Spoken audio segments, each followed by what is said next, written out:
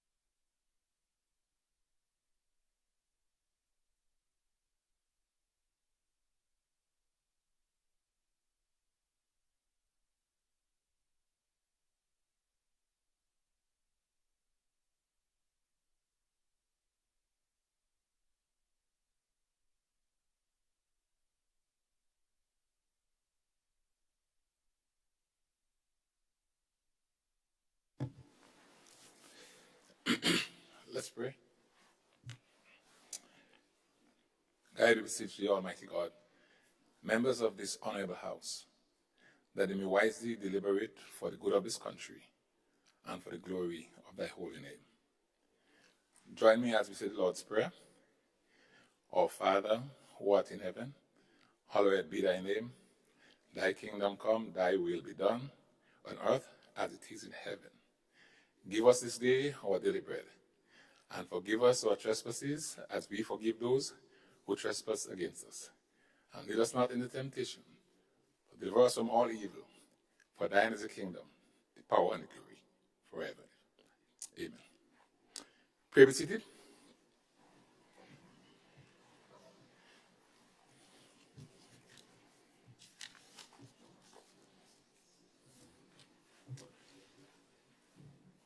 This honorable house now commences.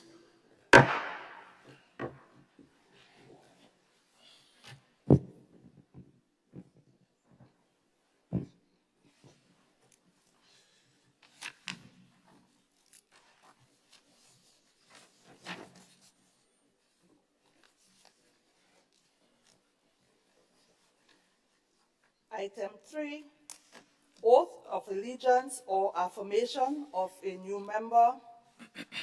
Item 4, confirmation of minutes.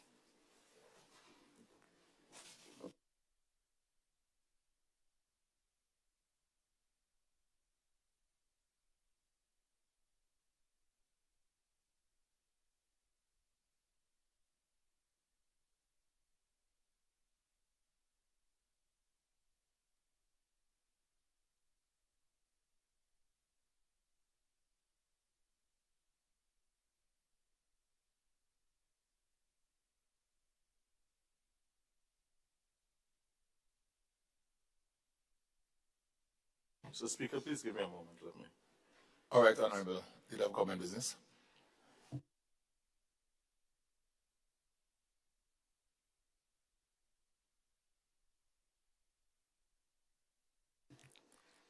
Leader of Government Business. Thank you, Mr. Speaker. Mr. Speaker, I beg to move that the minutes of the proceedings of the sitting of the House of Representatives held at the Parliament Chamber, Mount Weldale, St. George's, on the 26th of March 2024 at 9 a.m. be confirmed. Be taken as read. Sorry. Thank you, Leader of Government Business. Honorable members, the question is that the minutes of the proceedings of a sitting of the House of Representatives held at Parliament Chamber, Mount Weldale, St. George's, on Tuesday, 26 March 2024, be taken as read. Those of that opinion say aye. Of the contrary opinion say no. The ayes have it. Indeed, the ayes have it. Leader of Government Business. Thank you, Mr. Speaker. Mr. Speaker, I beg to move that the minutes of the proceedings of a sitting of the House of Representatives held at Parliament Chamber, Mount Weldale, St. George's, on Tuesday, the 26th day of March 2024, at 9 a.m. be confirmed. Honorable members,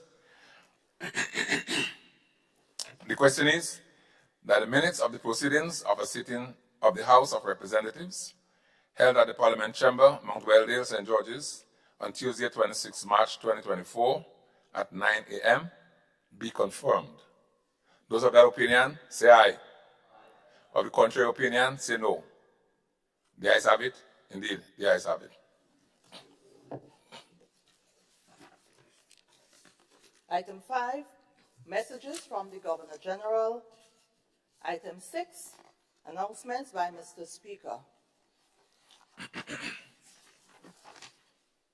Thank you very much, Madam Assistant Clerk. I wish to say that I have in my possession correspondence that show the Honorable Kieran James is attending a Caribbean Renewable Energy Forum in Miami, and as such, will be absent from today's sitting. I also have from the office of the Leader of His Majesty Opposition correspondence that shows the Leader of the Opposition is now attending a conference of the Caribbean Cricket Board in Trinidad and Tobago, so he too will be absent from today's sitting. I am also informed that Honorable Joseph Vandal is away in Venezuela on official state business, and as such will not be here with us today. So those members will be absent from today's sitting, but we wish them well in their various assignments out of this country. Those are my announcements. Item 7, presentation of petitions. Item 8, presentation of papers and reports from select committees. Leader of Government Business. Thank you, Mr. Speaker. Mr. Speaker, I rise to lay on the table the following papers and reports before this Honorable House. The Grenada Council for Technical and Vocational Education, National Training Agency Annual Report for 2022. Also, the Fiscal Resilience Oversight Committee, FROC, 2023 Annual Report. Thirdly, FROC 2023 Annual Report at a glance. And finally, FROC Annex to 2023 Annual Report. Thank you, Mr. Speaker. Thank you, Honorable Leader of Government Business. Honorable members, those documents are now laid here in Parliament. Item 9, unopposed private business. Item 10, questions.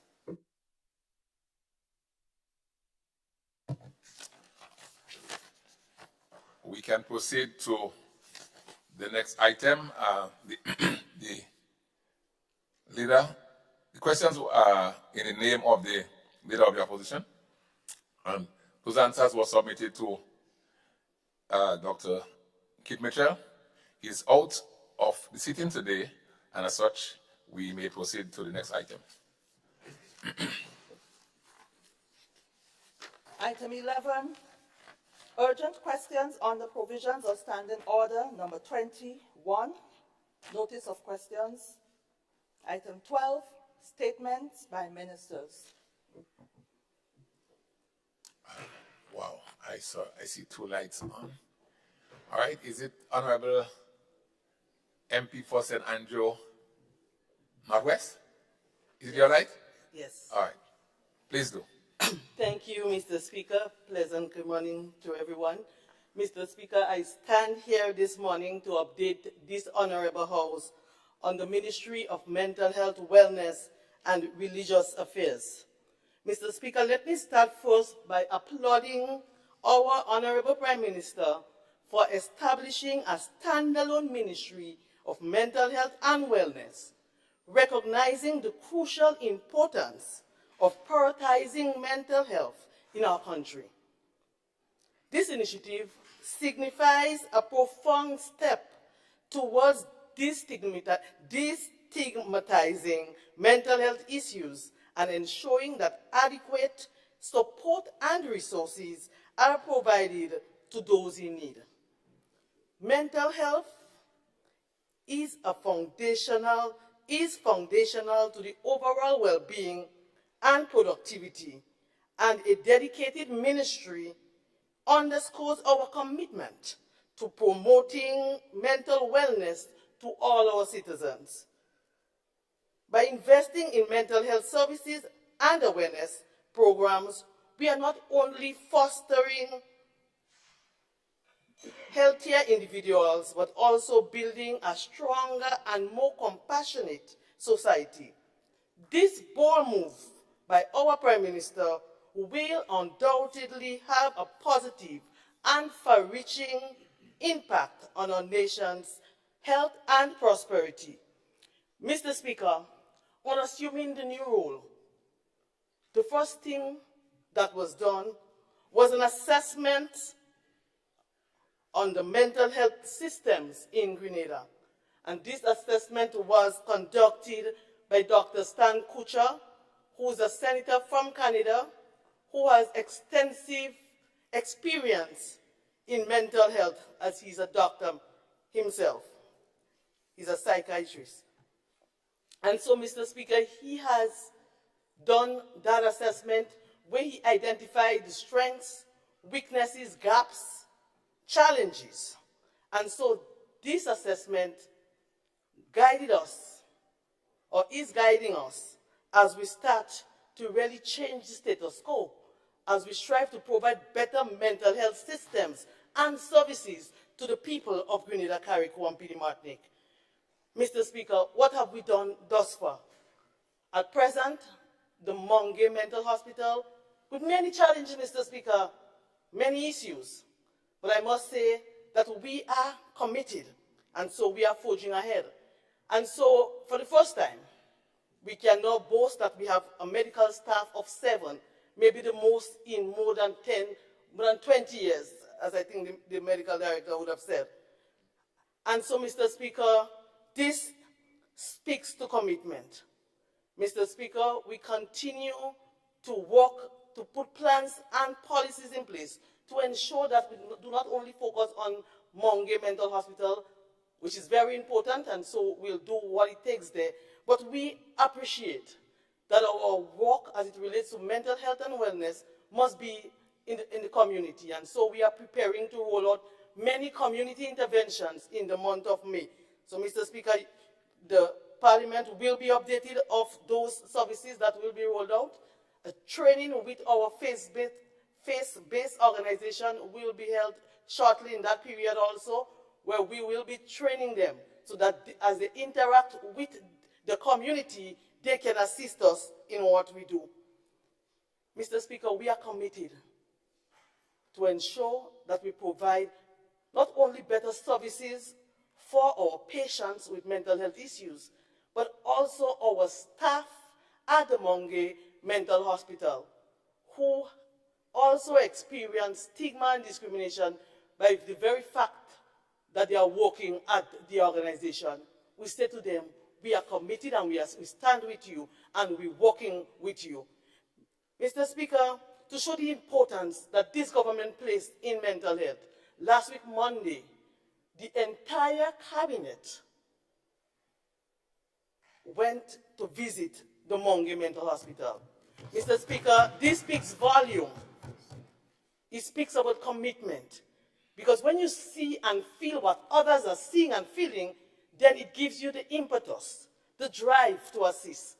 And so I want to say that every member of cabinet at that time pledged and provided assistance so that we can purchase one mattress. We know over the years, for all the time, we always hear there's issues of mattresses because mental health is a different kind of issue. You'll purchase this year and then they'll get damaged and all that.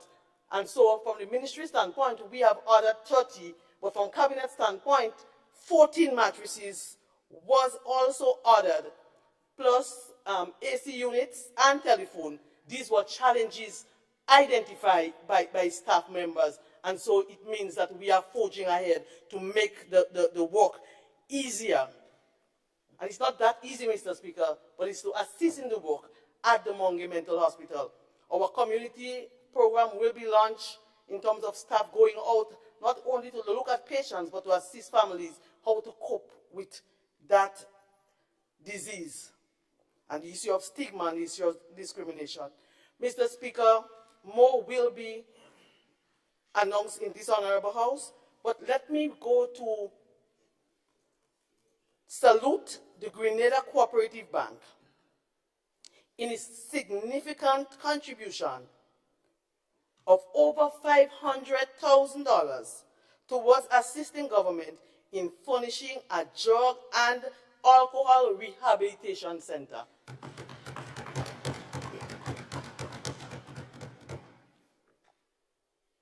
Following its construction, Mr. Speaker, this exemplary support from the private sector exemplifies a commendable partnership between business and government in addressing crucial societal needs. The Cooperative Bank and its partners' generous donation not only demonstrates corporate social responsibility, but also underscores a shared commitment to improving public health and social welfare. Such initiatives, Mr. Speaker, play a vital role in fostering community development and promoting a culture of compassionate and supporting individuals with addiction problems. This collaboration sets a positive precedent for future endeavors. Mr. Speaker, as a government, we are committed not only to accept the monies from the Grenada Cooperative Bank and let it sit in an account and dry, but we are committed to rebuilding what was known as the Carlton Home, a rehabilitation center for drug addicts and alcohol addictions. And so, Mr. Speaker, we have started, and as I will leave here at 2 o'clock for engagement at Maribor, the site that was identified, to say that we are in the process of doing feasibility study. Our designs will be completed this year, and the clearing of the site will also be completed in 2024 to signal that we will start work in 2025. A government, Mr. Speaker, who does not only talk the talk, but walk the walk.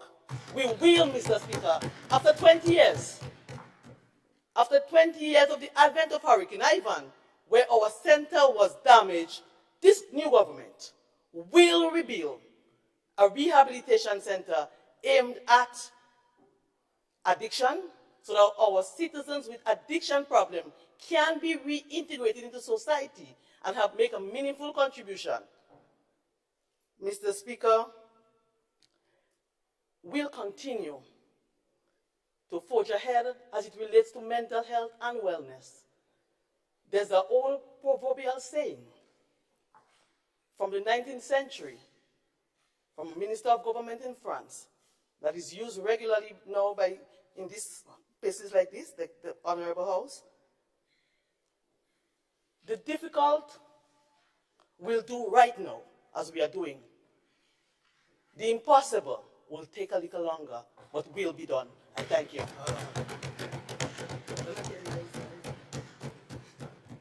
Thank you, Honorable MP for St. Andrew North West, and I think I see the light of the MP for St. Patrick East.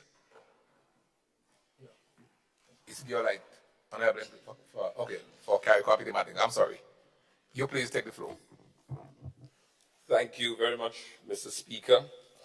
I thought it was important that I stand to give a little update on matters as it relates to Carriacou and Pity Martin ministry. And I heard my honorable friend, Mr. Speaker, and colleague talk about doing the impossible and what wasn't done in 20 years and all of that. And I'm also happy to join my honorable friend, Mr. Speaker, to talk about the ministerial complex of Carriacou that has been destroyed by Hurricane Ivan over 20 years now, and nothing has been done. It's a project, Mr. Speaker, that former administrations tried to get off the ground, rolling off the ground, but unfortunately nothing of significance has been done. But I'm happy to report, Mr. Speaker, that the work is basically completed in preparing to go to the tendering process. I think the only thing that's left to do now, that's left up to the Ministry of Carriacou and Pity Martin and the technical team within infrastructure, is to have a public consultation, and that's on the way. And as soon as that is completed, we then move to the tendering process to build this ministerial complex in Carriacou and Pity Martin, bringing all the various divisions that is spread across Carriacou and Pity Martin into one location to bring access to services, government services, to the people of Carriacou and Pity Martin. So soon, the people of Carriacou and Pity Martin will have access to service in one location, not having to travel all over the place. I just thought it was important to highlight this because we spoke about it for budget, the preparation of budget 2023 and also 2024. But significant work has been, progress has been made both by the Ministry of Infrastructure and the Ministry of Carriacou and Petit Martinique Affairs. So I thought it was important to mention that. The Fishing Center for Windward, Mr. Speaker, also happy to report it's a project that started in 2023, and of course, budgetary support was given for 2024.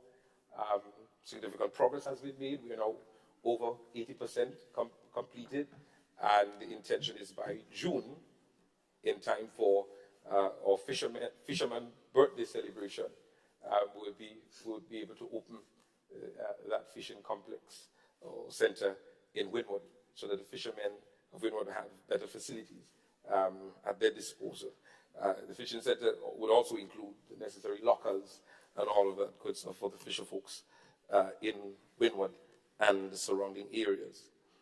Mr. Speaker, I'm sure many of my friends and this Honourable House, and of course you might have heard about the excellent news that by year end we should have, or we should be able to accommodate night landing at the Lawrencetown Airport in Carriacou. And I want to commend, I want to publicly thank our Prime Minister, Mr. Speaker, Minister for Civil Aviation, who is assisting in pushing and making sure that this becomes a reality. So we'll work closely to ensure that that happens. It's a promise that was made during our campaign, and I'm happy finally seeing that boots are on the ground to make this a reality. We have to understand the economic impact it will have on Carriacou and Petit Martinique. Now that we are on the verge of taking off to expand the economy up there, I think it's a step in the right direction. So by year end, we should, or we will, have night landing in Carriacou, to accommodate night landing in Carriacou at our airport, Mr. Speaker. Mr. Speaker, it will be remiss of me if I did not highlight the situation, an unfortunate situation which happened in Carriacou with the murder of a young child, Esther Patterson. And I want to use this opportunity to extend my sympathies to the family and, of course, to the people of Carriacou and Petit Martinique, Mr. Speaker. You know, it's unfortunate, Mr. Speaker.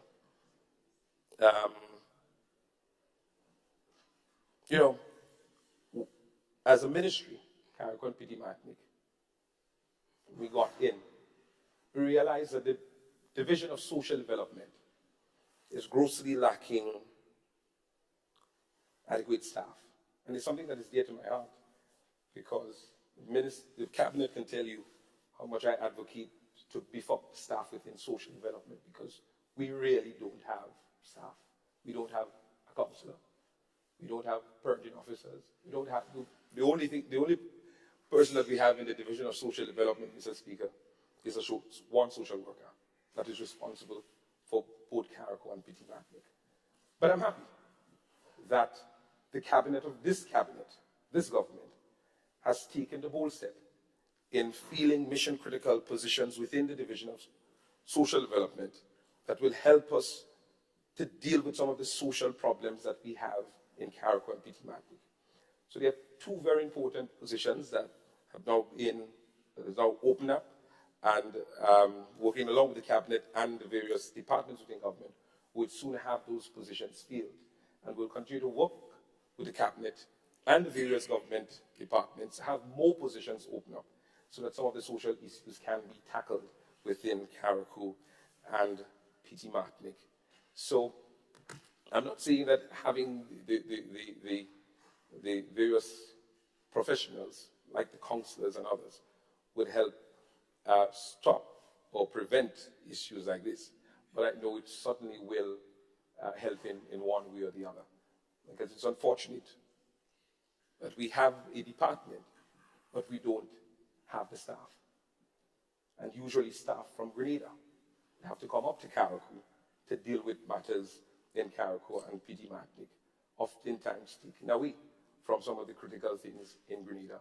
And oftentimes when the professionals come to Carriacou, there is not much time, not much things they can do within the short space of time that they have to spend in Carriacou and Petit Martinique. So the Ministry of Carriacou and Petit Martinique is tirelessly working to deal with some of those issues. And again, I want to commend and thank the Minister for Social Development and thank the Cabinet for agreeing to push in ensuring that the various departments, especially social development, is beefed up with the necessary staff.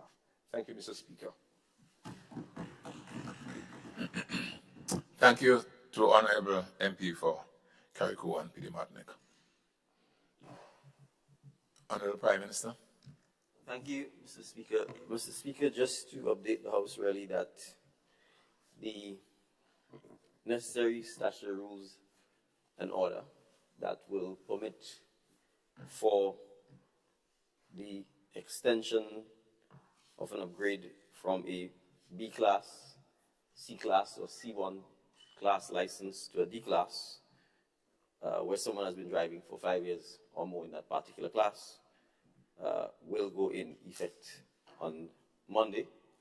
The SRO will be published in the Government of Grenada Gazette on Friday.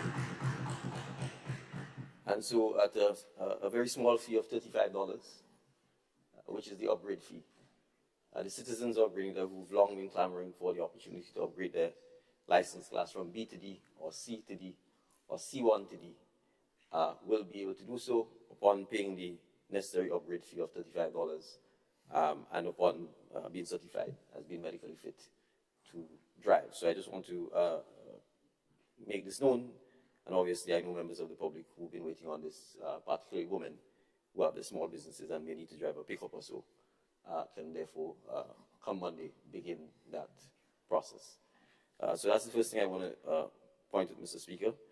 The second issue I just want to briefly highlight, Mr. Speaker, is that the Transport Commission is now fully commissioned. The Transport Commission is chaired by Mr. Francis Paul, Attorney at Law, and it consists of a number of other commissioners. We intend, Mr. Speaker, shortly to introduce the Commission as well as the Chief Executive Officer of the Commission, who's been retained from Trinidad and Tobago to lead what I would call a revolution in transportation in Grenada that is so badly needed to address public transportation in Grenada. We anticipate that if not this Tuesday, that by the following Tuesday, the Commission and the CEO will be introduced to the public, and we will begin to have the public engagement as to the plans, the stakeholders we need to address to try and start tackling public transportation in Grenada. We anticipate, Mr. Speaker, there are some short-term issues we need to address. The St. George's bus terminus is run by the Grenada Port Authority. The Port Authority's specialty is not bus or public bus transportation. And I think we all know this has been a strain on their own human capacity. We have the Sutter's bus terminal and the St. Andrews bus terminal, the Grenville bus terminal, both of which, Mr. Speaker, are not ideally being managed. We intend, and we've already started those engagements with the Ministry of Agriculture, Lands, the Ministry of Infrastructure, the Grenada Port Authority, to in fact have these terminals vested in the Transport Commission, so that we can begin the process of really addressing the management of the terminals and public transportation. So that's one of the short-term issues we will seek to quickly address, Mr. Speaker. The second issue, as we are aware, there are some parts of the island that are grossly underserved as a result of the fact that we have private owners and operators providing a public good, which is public transportation. So places like St. Patrick and St. Mark suffer a lot as a result of that. And in the case of St. Patrick and St. Mark, part of the West Coast, it's compounded by the challenge faced with the Molyneux landslip. And so you would see, Mr. Speaker, sometimes that from any time from 4 in the afternoon to 6, there's significant overcrowding at the bus terminal, particularly for persons who have to get to that part. If you go on the Carnage, you would also see massive crowds gathered at the Carnage waiting to get a bus to go up the eastern flank, St. David. So, Mr. Speaker, we've begun the engagement with the Bus Owners Association. We wish to encourage the actual formalization and the creation of a legal entity that actually is the National Bus Owners Association, so that all of the bus owners can belong to this association, so that it becomes easier for the government to treat with them. As we are aware, Mr. Speaker, the price of public transportation has remained fixed for almost a decade and a half. And this is one sector that benefits from absolutely no government support whatsoever. No concessions on anything, brakes, tires, gasoline, nothing. And these private owners obviously take their loans to buy the buses. So when we talk about the dog-eat-dog world or the aggressive nature of the Bus Owners Association, Mr. Speaker, we only say so until we become a bus driver ourselves, or until we become a bus owner ourselves, because when you have to pay the bank and you have to feed your family, you probably will do anything for the extra 150 or 250, as the case may be. So it is not that a bus driver is inherently an aggressive person. It is because the system makes them, puts them in survival mode. And that survival mode has certain consequences. It becomes a pure cost-benefit analysis. It invariably leads to a race to the bottom. The quality of the service is not the best. The quality of the vehicles on the road are not the best. And one of the challenges the bus owners are facing, Mr. Speaker, is that sometimes there's just no buses available, as in the people who import and sell buses are not doing so. So there are no buses to buy.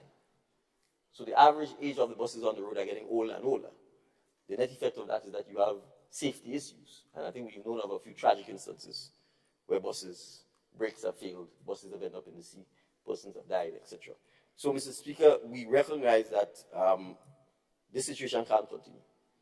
A lot of the businesses in the hospitality sector, the hotels, the call centers, even restaurants, they have to find transportation to take their staff to and from home, or their businesses will collapse at enormous cost. The hospital has to provide bus transportation to nurses and so on, security guards. So we could go on and on. So, Mr. Speaker, I'm saying all of this to say that we have a significant challenge at our hand. We will tackle this challenge with all stakeholders, Labour, Employers Federation, Chamber of Commerce, the Bus Owners Association, the taximen. We have hundreds, if not thousands, of hired vehicles that are rented, but they're usually rented only at Christmas time, Easter time, Carnival time. The rest of the time they're sitting there. We have to find a collaborative approach to solve the transportation situation in Grenada, because without it, the economy will not grow, it will stagnate. Our social mobility will also stagnate, and the significant traffic jam that we already have on these small roads, which were not meant for this amount of traffic, is something we also are going to have to address. But I will conclude on this note, Mr. Speaker, to say there's one specific area we will also seek to commence, all things being equally, piloting in September, and that is our school children. We cannot continue a situation where our school children, first of all, Mr. Speaker, because the price is less than that of an adult, I think we all know the bus owners, if they have to choose between a child and an adult, will take the adult, because the fee is more, and the cost of providing the service is the same whether it's an adult or a child. So that already puts our children at a significant disadvantage in terms of their own ability to get to school on time, to get home on time, etc. Second, Mr. Speaker, the Honourable MP for Carrickville and P.T. Martini talked about the social workers and the danger that our school children and our children oftentimes face from adults. And public transportation is one such risk, Mr. Speaker, because we are putting our children oftentimes by themselves at 11, 12, 13, for long distances on public transportation where there is absolutely no vetting of the persons who are on that bus or who come in contact with them. And it's quite easy to pick up the children's route. You have to go from home to school, from school to home. So if you have suspect persons who want to prey on children, persons who want to harass or intimidate or abuse children, it's quite easy for them to check the routine of the children and to find themselves on that same bus or buses that the children are traveling on. So, Mr. Speaker, we are looking at this stage and engaging with the Ministry of Education, the Bus Owners Association, and our partners to potentially run a pilot at this stage, Mr. Speaker, because we need to know whether it will work, to see whether or not we can provide dedicated transportation to our school children in some school areas, some school districts, to study to see if it will work, and then to come back to the public to see whether we can in fact create a dedicated public schools bus system for Orchard.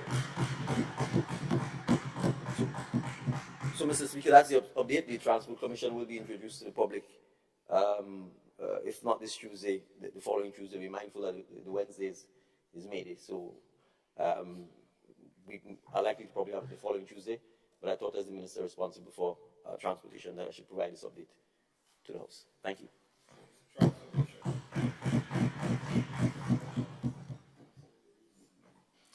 Thank you, Honorable Prime Minister, for this update. The applause tell you the value of the update. Is it Honorable MP for St. Patrick East? Thank you, Mr. Speaker. Good morning, members of this Honorable House. I rise this morning to specifically talk about, very briefly, on the Fiscal Resilience Act that was laid. The document was laid, the report, annual report was laid in Parliament today. And I think it would have been remiss of me if I did not make a few comments on it. First of all, let me thank the FROC committee headed by one of our Grenadian colleagues, Ms. Laurel Bain, who was a former employee of the Eastern Caribbean Central Bank. Again, most of the committee members are Grenadians, professional Grenadians who have worked at the Eastern Caribbean Central Bank, the Eastern Caribbean Home Mortgage Bank, and also I want to mention Dr. Juliet Melville, who's also a development partner in this whole committee. Now, earlier this year, we basically repealed and replaced the Fiscal Responsibility Act with the Fiscal Resilience Act, and that was done to basically do a number of things, to remove most of the ambiguities that existed in the Fiscal Responsibility Act, and to make it more easier for government to operate, and to make sure that we can be compliant for the most part with some of the indicators that we have actually placed in that report. So I wish to commend the FROC committee for being able to at least present to the Parliament that report, and to show that we are about serious responsibility and business in the Parliament to make sure that the government and the people of Grenada are able to at least share the information that contains therein. One of the things I am concerned about, though, Mr. Speaker, is that for many, many years, we have had outstanding reports to be laid in Parliament. I'm talking about the audited financial reports that need to be laid in Parliament. I think we are about 7 years or more in arrears, because I think we'll look at 2016 to now. Those reports have not been laid in Parliament. And while, for example, that we have been trying to put in place a number of measures to ensure that these reports can be done on a timely basis and be presented to the House so that the government and people of Grenada is aware of what is happening in government, we are not there as yet. And therefore, my commitment, along with the staff of the Ministry of Finance and the Audit Department, we are going to forge ahead to continue making sure that sooner than later we are able to at least present this House with those outstanding audited financial reports. Again, we may need to basically seek assistance from outside, not to do the auditing per se, but to give us some guidance in how we go about getting that done in the most efficient and speedy time. And therefore, Mr. Speaker, I thought it was prudent to mention this here today so that we can, at some point in time, put our hands and say that we have actually achieved our objectives of making sure that timely and updated reports are laid in Parliament. I thank you. Thank you, Honorable MP for St. Patrick East. I sense we have no other statements, so we now proceed to the next item. Item 13, personal explanations. Item 14, motions. Sorry. Oh, sorry. Honorable MP for St. Mark. Thank you very much, Mr. Speaker. Mr. Speaker, I rise on this agenda item to raise a matter where I am implicated personally, So bear with me, Mr. Speaker, while I explain how I am. It will take a little time, but it wouldn't surpass the time allotted. Mr. Speaker, as you well noted, the Leader of the Opposition is absent today. And as you also said, that is absent because he has been invited to an important meeting on cricket by the Prime Minister of Trinidad and Tobago. And we all, if we're honest with ourselves, we know why. Because of his previous involvement in cricket. So, Mr. Speaker, this invitation came more than 2 weeks ago, and it came before the notice of this sitting was sent. Mr. Speaker, the bill that is being presented today, that is the Electronics Communications Bill, is one of critical importance.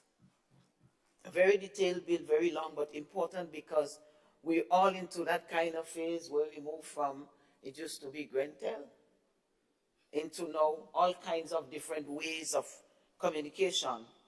And it is important to us as MPs, but it is very important to the broader cross-section of Grenada, Carriacou, and Petit-Martinique, and whether they're local, whether they're foreign, but who play a role in communications in Grenada. And I'm sure Dr. Mitchell would have liked to be, the Leader of the Opposition would have liked to be here to make his own contribution.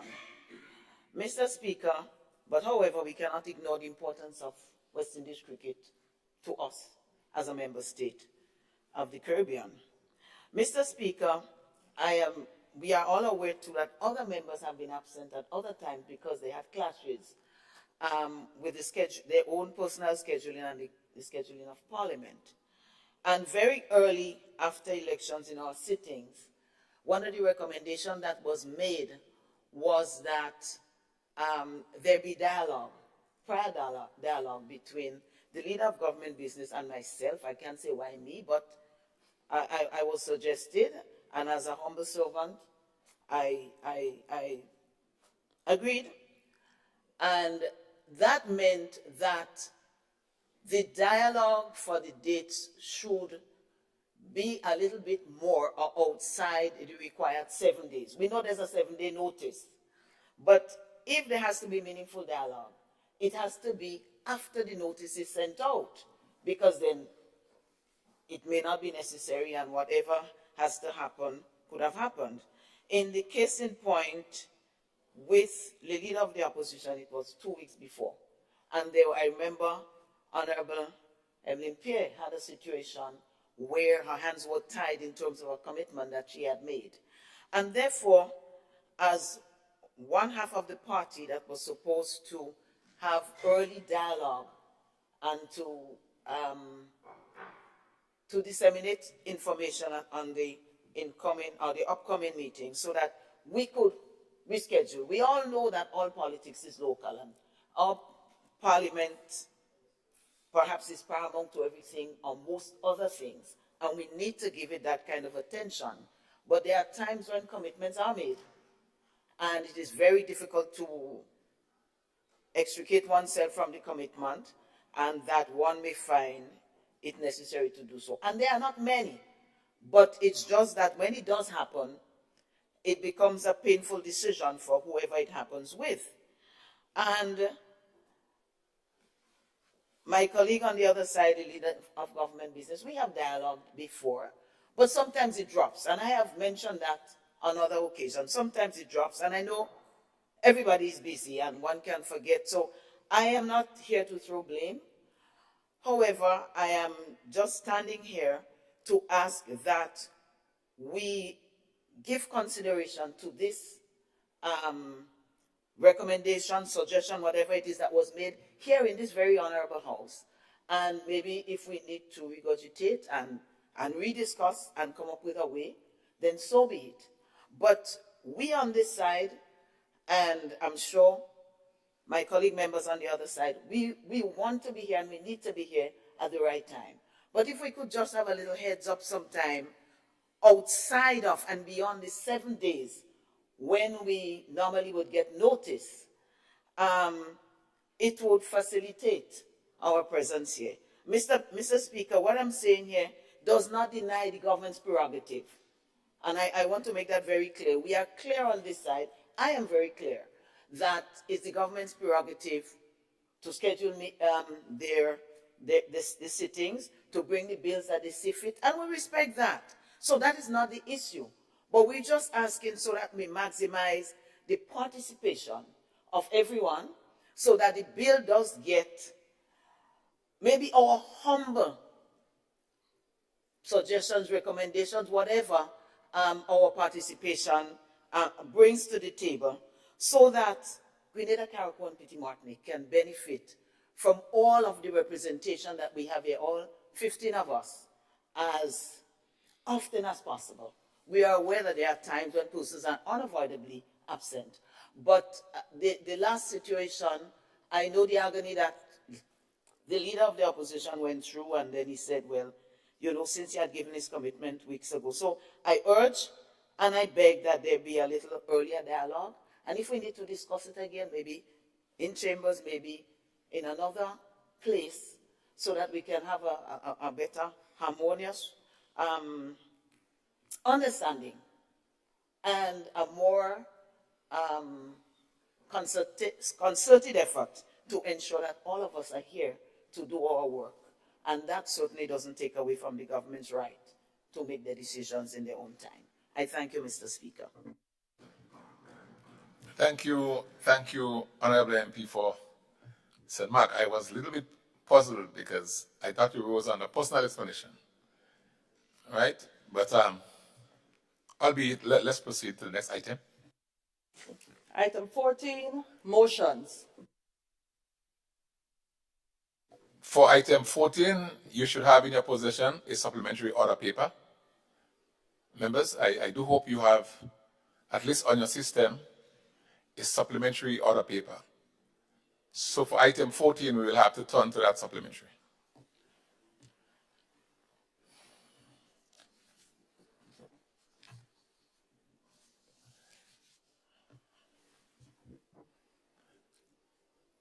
The leader of government business.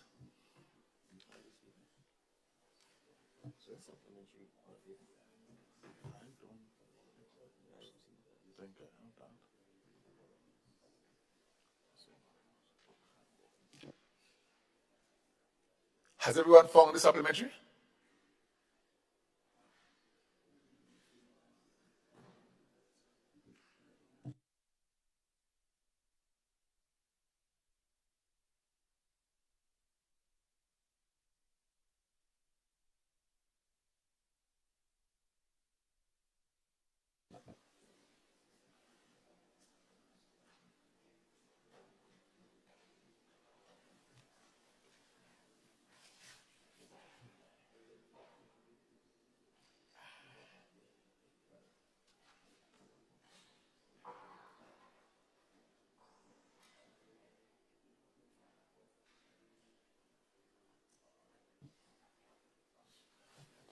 Leader of government business.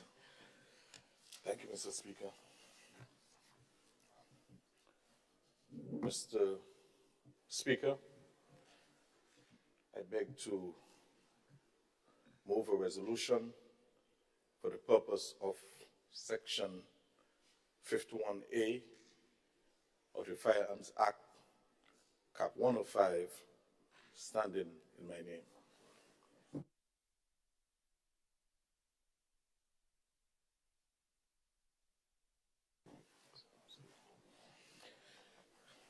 It reads as follows.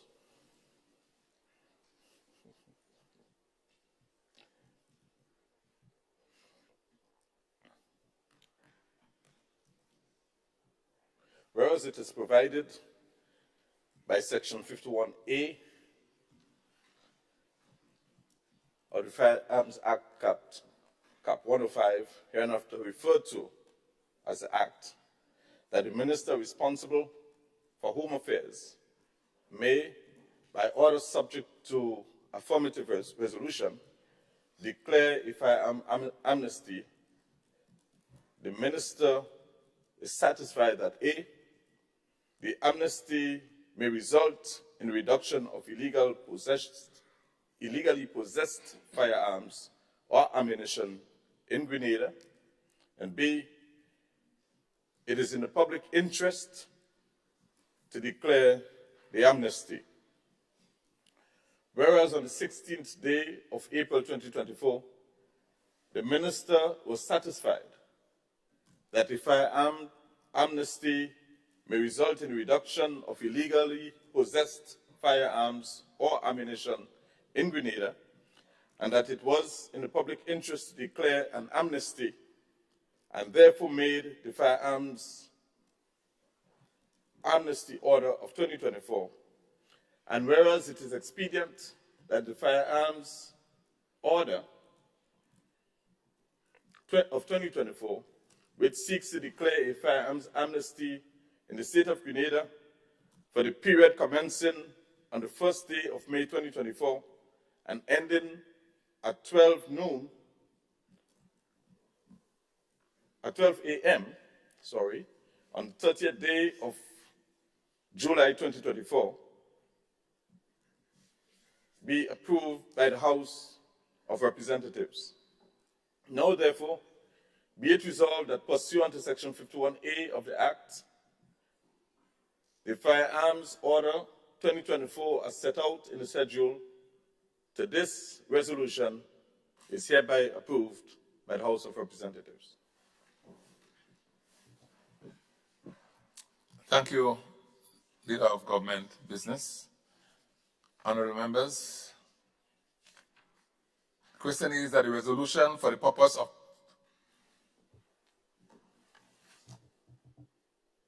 Honorable MP for the Tongue of St. George, is it all right? That's a question, Mr. Speaker. Can we speak on it now, or I have to wait here? We'll speak after. After. Yeah. Honorable members, the question is for the purpose of Section 51A of the Firearms Act, Cap 105, whereas it is provided by Section 51A of the Firearms Act, Cap 105, hereinafter referred to as the Act, that the Minister responsible for Home Affairs may, by order subject to affirmative resolution, declare a firearms amnesty if the Minister is satisfied that A, the amnesty may result in the reduction of illegally possessed firearms or ammunition in Grenada, and B, it is in the public interest to declare the amnesty. Whereas on the 16th day of April 2024, the Minister was satisfied that a firearms amnesty may result in the reduction of illegally possessed firearms or ammunition in Grenada, and that it was in the public's interest to declare an amnesty, and therefore made the Firearms Order 2024. And whereas it is expedient that the Firearms Order 2024, which seeks to declare a firearms amnesty in the state of Grenada for a period commencing on the first day of May 2024 and ending at 12 a.m. on the 30th day of July 2024, be approved by the House of Representatives. Now, therefore, be it resolved that pursuant to Section 51A of the Act, the Firearms Order 2024, as set out in the schedule to this resolution, is hereby approved by the House of Representatives.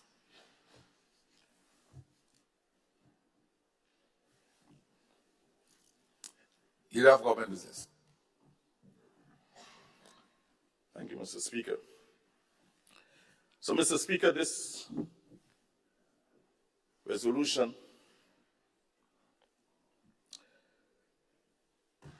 is offering amnesty for a period of 90 days, as stated earlier, and ends, well, it begins on the 1st of May, 2024, and ends 90 days thereafter. That's being the 30th of July, 2024. This motion, Mr. Speaker, sets out certain conditions for the surrender of these firearms and subsequently the reduction of illegal weapons in the nature of firearms in our society.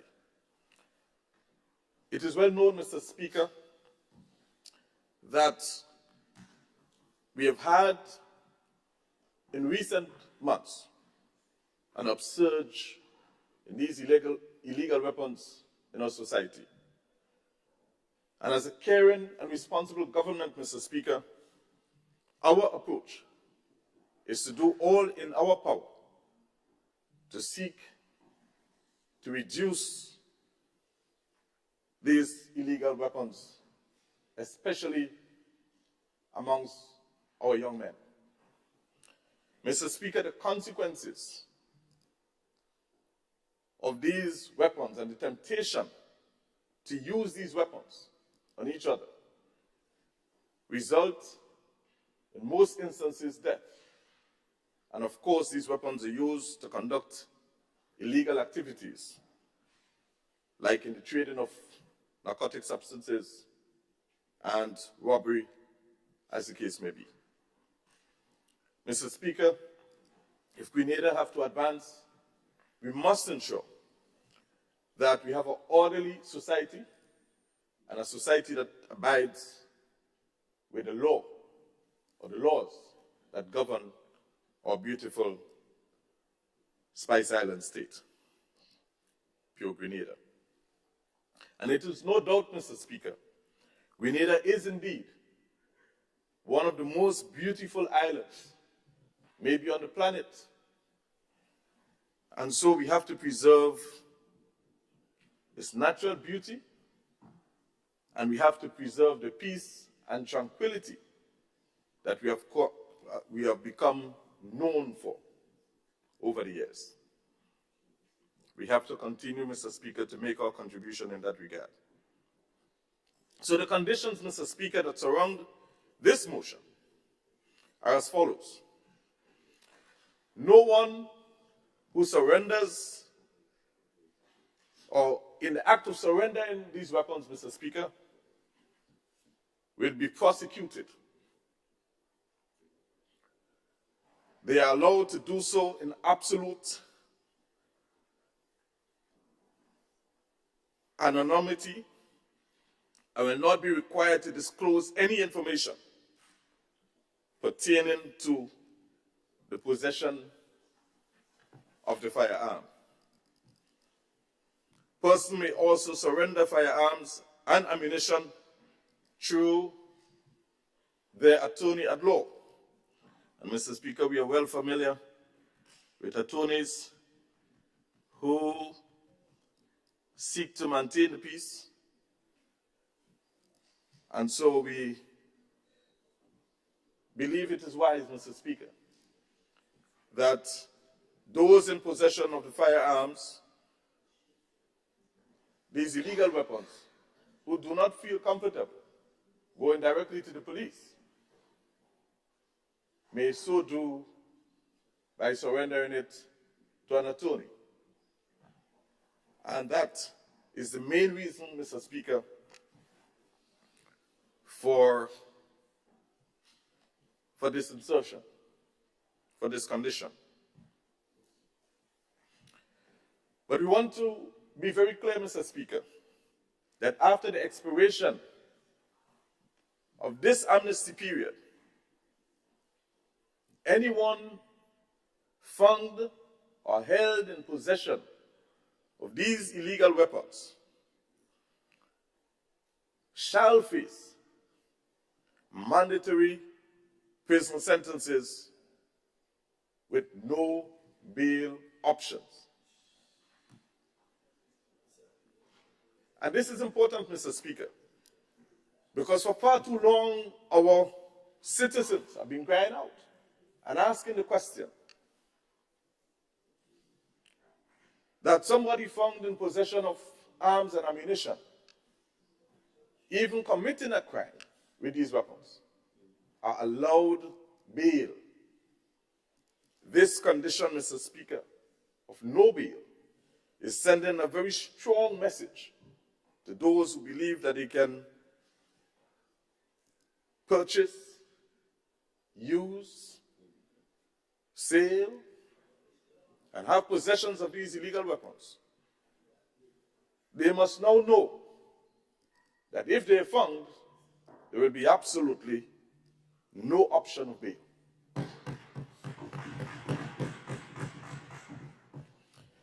And of course, they can, Mr. Speaker, deliver these weapons at the nearest police station. As a matter of fact, I think there are actually designated police stations for this purpose. That is captured, I believe, somewhere in the schedule. And to the officer in charge or another officer so appointed by the officer in charge, just in case that particular officer is not available to receive the illegal weapon. And very importantly, Mr. Speaker, a database of these illegal weapons and ammunition will be established,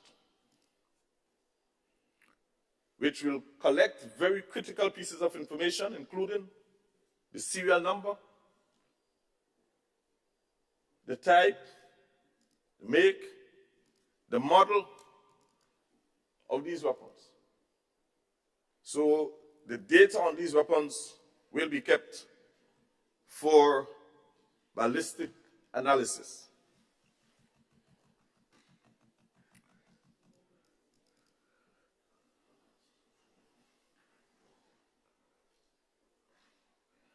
Mr. Speaker, this government is deemed it fitting not to compensate people for doing wrong.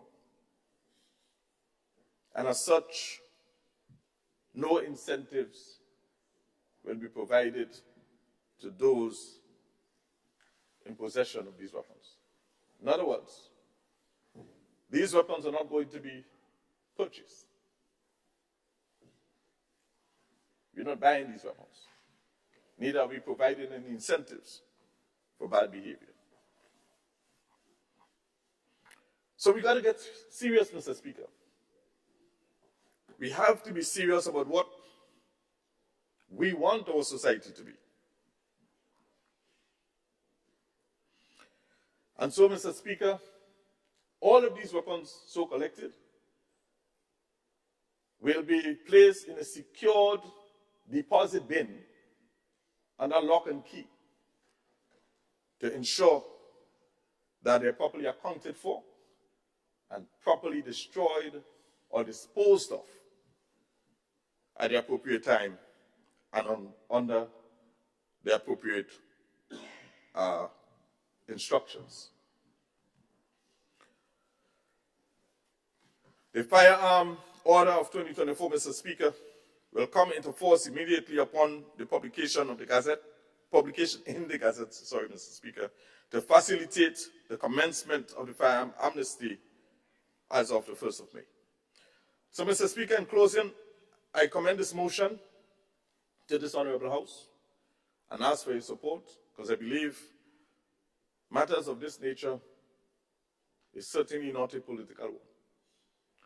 These are matters of urgent national interest that we must respond to as caring and responsible citizens. And so I ask this Honorable House to support this motion, this resolution. Thank you, Mr. Speaker. Thank you, Honorable Leader of Government Business. I now invite the MP for the town of St. George to take the floor. Thank you, Mr. Speaker. Mr. Speaker, I rise to make some comments on the motion as elaborated on by my friend from St. George Southeast. Mr. Speaker, first of all, when the bill was brought, when the issue was raised earlier in Parliament, I had some concerns, we had some concerns, but we supported the amnesty. And I said then, and I repeat now, while I have concerns about the ability of this amnesty to really go very far in solving the issue of gun crime, I believe it sends a good message. A good message to the country that we have an issue. I repeat that. We support the gun amnesty. I have no difficulty with it. The question is, does it go far enough? And of course, I know the Minister of National Security will say, well, this is just one step. And I agree with that. I have no difficulty with that. I heard the member from Southeast indicate that they will never do a buyback. Well, I, on the last occasion, indicated that in many jurisdictions, it has been difficult for amnesties to be effective without some incentive to those who have the gun. I've been practicing criminal law for the last 30 years, and I've seen that there has to be an incentive. I have participated, and I'm glad now I see that attorneys are allowed to carry the guns or collect the guns, because I have done it before. I keep doing it, and I sometimes wonder if I am doing something illegal by having it in my possession during the transition period, and somebody set me up and I get locked up during that transition period. But I'm happy to hear that at least in the amnesty period, we as attorneys are allowed to transport guns from the possessor of it to the police. I've done it on many, many occasions, and that is well known. I have taken guns off the street for a long time. But I do believe that we should consider incentives. Remember, very forcefully said they will never incentivize. Well, you know, incentives are a thing. The key issue is how to get the guns off the street. Not to catch the people with the guns, that's not the amnesty. Because amnesty presupposes that the person who is given a gun is allowed to go about his or her business. So I still believe that we should look at it while this amnesty is going on, do some analysis of the effectiveness of the amnesty, and prepare to make adjustments if necessary. Because, Mr. Speaker, this issue of guns is a serious one. Very serious. It's not something to grandstand about and to make political mileage about. It is something we need to solve. I see it every day, and as I say, both sides, the people with the guns and the people who are victims of the guns, both families are destroyed, not destroyed, but most families are seriously affected. So I want us to, I agree the amnesty, whether or not it's 3 months, I'm sure that at the end of 3 months we can come back and determine whether or not we need to review it, whether or not we need to extend it, whether or not what we need to do to make it more effective. But I agree with the gun amnesty. But we must do more. And with respect to doing more, I want to say that we as members of parliament, we must do more in our communities for that. I have met with several of the persons. In fact, just 2 days ago, I had a meeting with some youth talking about issues like this. But we as MPs must do it in our communities. And you know, I want to welcome a call I received yesterday from my friend from the South, because as all of us are well aware, there are feuds going on between various communities. And not only in the South, in St. John's, all over the country, there are these pockets of these feuds taking place. And the member for the South said we must meet to talk about it. And I welcome that, because a lot of the feuds, he has issues in the South with it. We have issues in the town. There are issues in St. Andrews, issues in St. John. We, as members of parliament, should join in that initiative that we're embarking upon to try to take guns off the streets. Not only because it's good politically, because it's good politics to try to solve crime, but it's good for our communities, which is what we're here to solve. So we will be reaching out, myself and Minister Williams will need to talk about it, because we need to make it a bipartisan initiative to take guns off the street. Our families are affected by it, our communities are affected by it.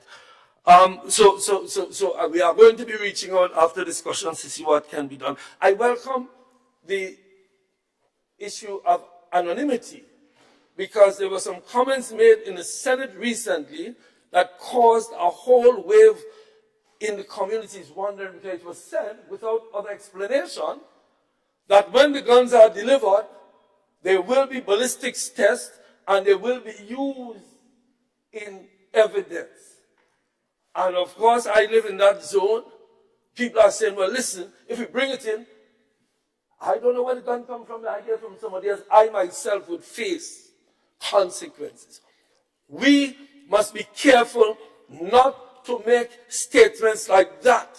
Because what you're saying is if somebody brings in a gun and that gun has some history, the person who brought it in can have faced consequences. That was said in the Senate. It's in the news.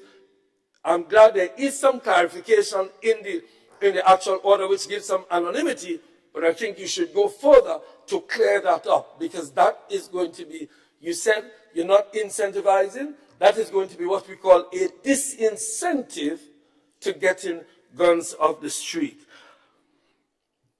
Mr. Speaker, an issue that just arose. We have a separation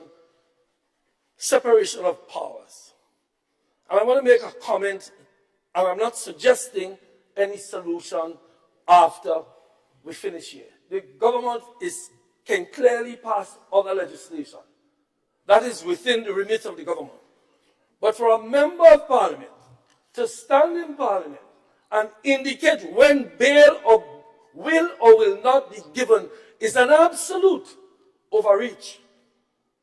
It is saying to the judiciary, we in parliament decide when people get bail. I've been practicing 30-something years. Bail is decided by judges and magistrates, in some jurisdictions by JPs. Please refrain from making comments that appear to be intimidating to magistrates and judges. How will a magistrate with a case in front of him or her, where they believe bail should be permitted, and a member of parliament sits and says no bail should be granted in these kinds of matters, what does that say to the magistrate or judge? I know the Prime Minister was a practicing attorney, and he should advise. There are attorneys from the Attorney General chambers sitting right behind you, member. Please take advice from them before you make such comments that will ripple through judiciary. We cannot sit here and simply by a pronouncement say no bail to anybody in this, that, or other cases. Bail is granted in law by a magistrate and a judge where they see it as fit and proper. I see a light. Honorable Leader of Government Business. Thank you, Mr. Speaker. Stand on a point of order. Proceed. Mr. Speaker, when we treat with these matters, we must appreciate that the law, and I think based from experience, we all know that the respective legislation is going to be put in place to treat with that. So it's not a matter of intimidating anybody. And I think the member is clearly must know these things. Thank you, Mr. Speaker.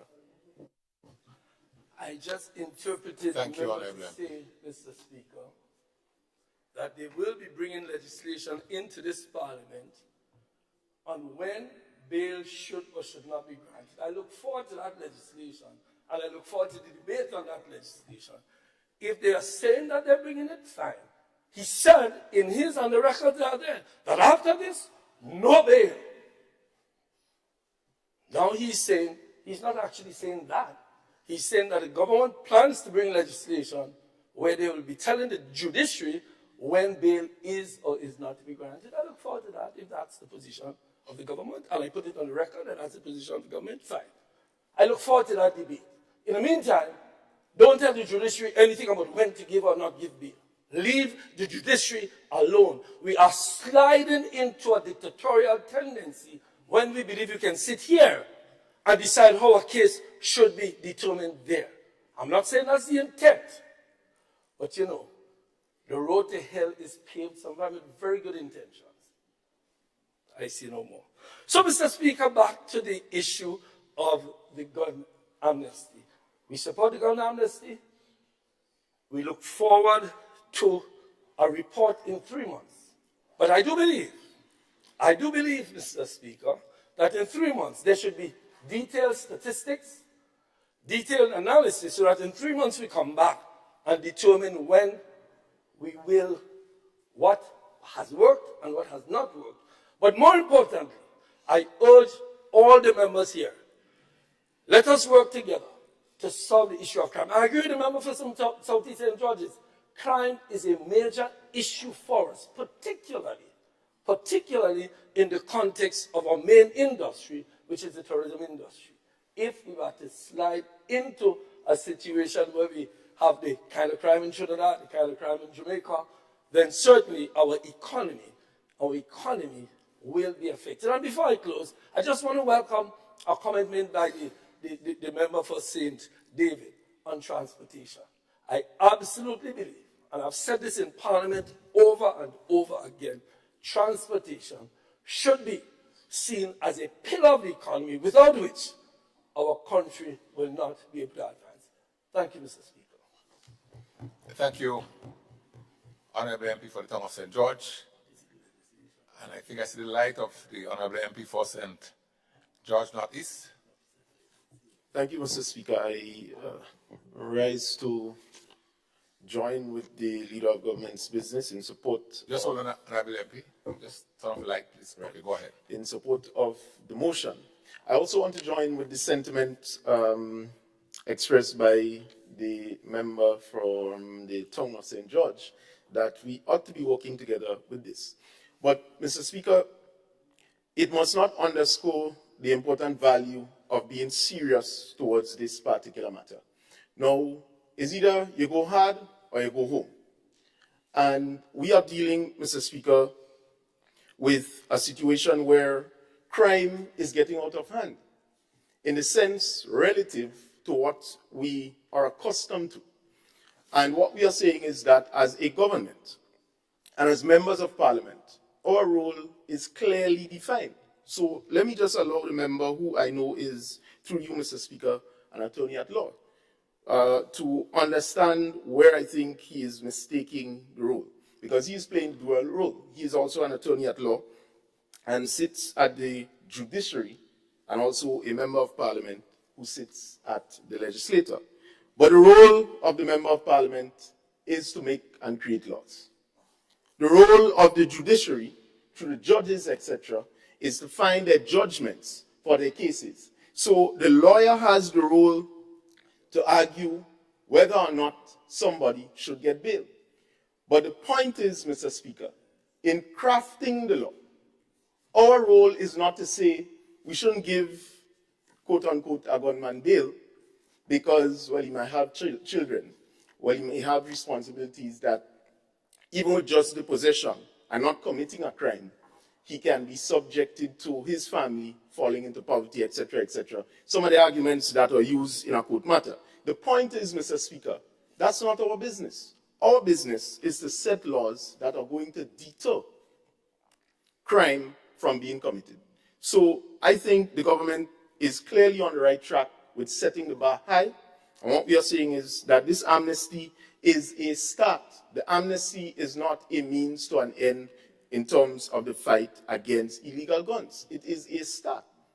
And certainly we welcome the recommendation to do the study on it because, in a sense, while we've had amnesties before, we are going to treat with this based on data too. Not just emotion, not just saying, well, there are prevalence of crime down in the south or town, etc., but data to ascertain clearly where this crime is taking place and probably the source. Because the bigger issue, Mr. Speaker, that we have to deal with is not so much the illegal guns on the streets, but the illegal guns coming in to the country. So that is why I am saying that this amnesty, I am in full support of it, but it is a start. It is not a means to an end, but the beginning. And we simply cannot see the forest for the trees with this. This is not about trying to get the amnesty to be successful so we could gloat and say we made the best decisions. This is a start to treating with the question of illegal guns on our streets and the danger that it poses to our people. Thank you. Thank you, Honorable MP for St. George Northeast.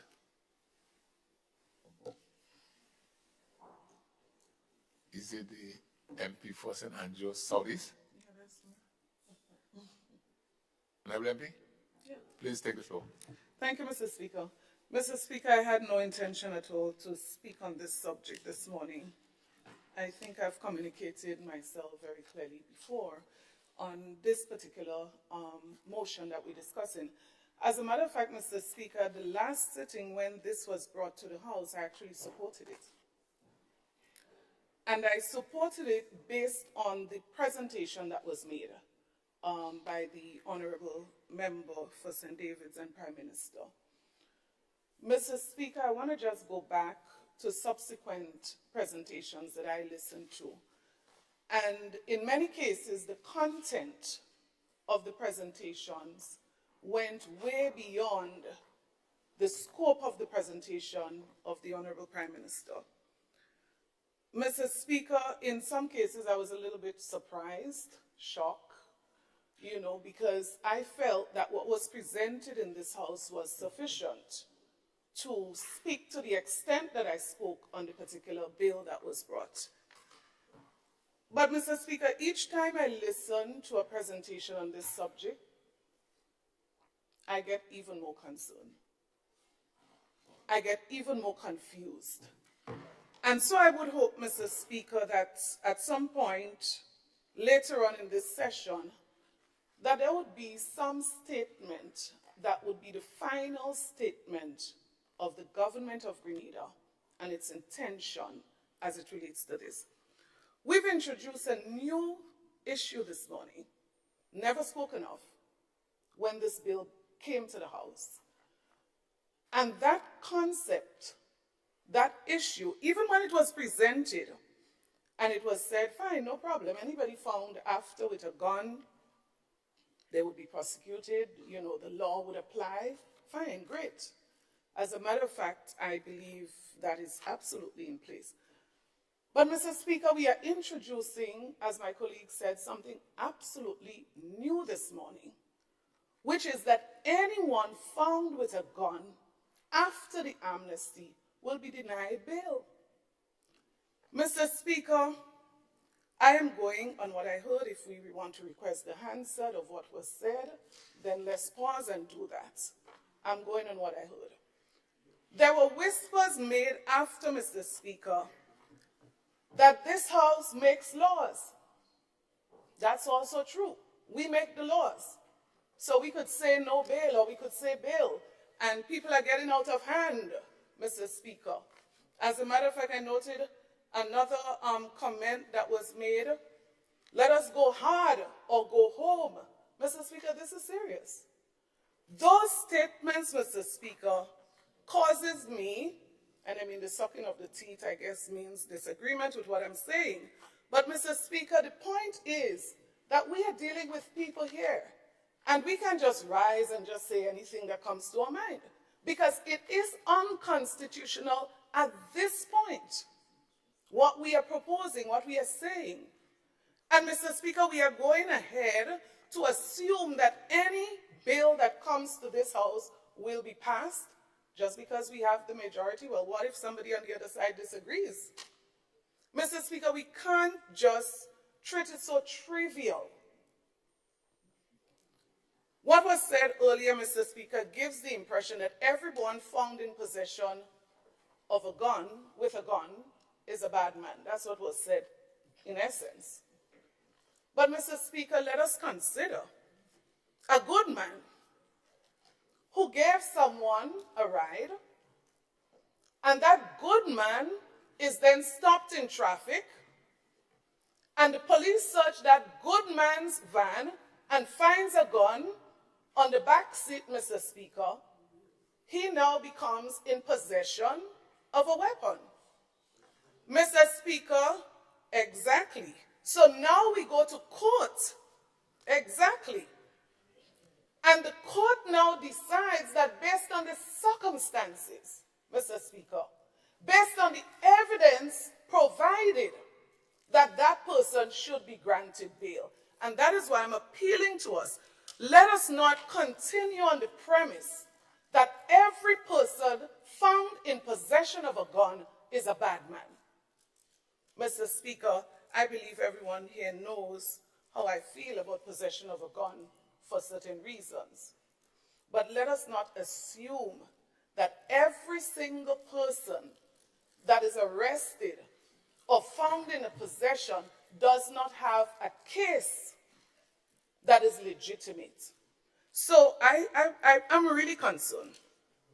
I'm very concerned about this no bail issue. Whatever the thought, whatever the consideration, whatever the plan, I'm just saying the point that was raised earlier, let us not just dismiss it. Let us give consideration as we continue to plan ahead. Mr. Speaker, so that's the first point. The second point that stood out to me, and there are only 2 points that I want to raise this morning on this.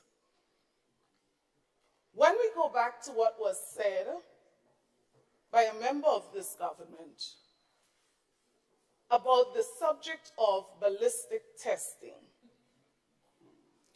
and when we consider what was said about what the data and the information of the result of ballistic testing will be used to do, Mr. Speaker, I would have wished that the presenter this morning would have clarified to say, well, yes, it's that, no, it's not that, but absolutely no mention, no reference was made to ballistic testing this morning.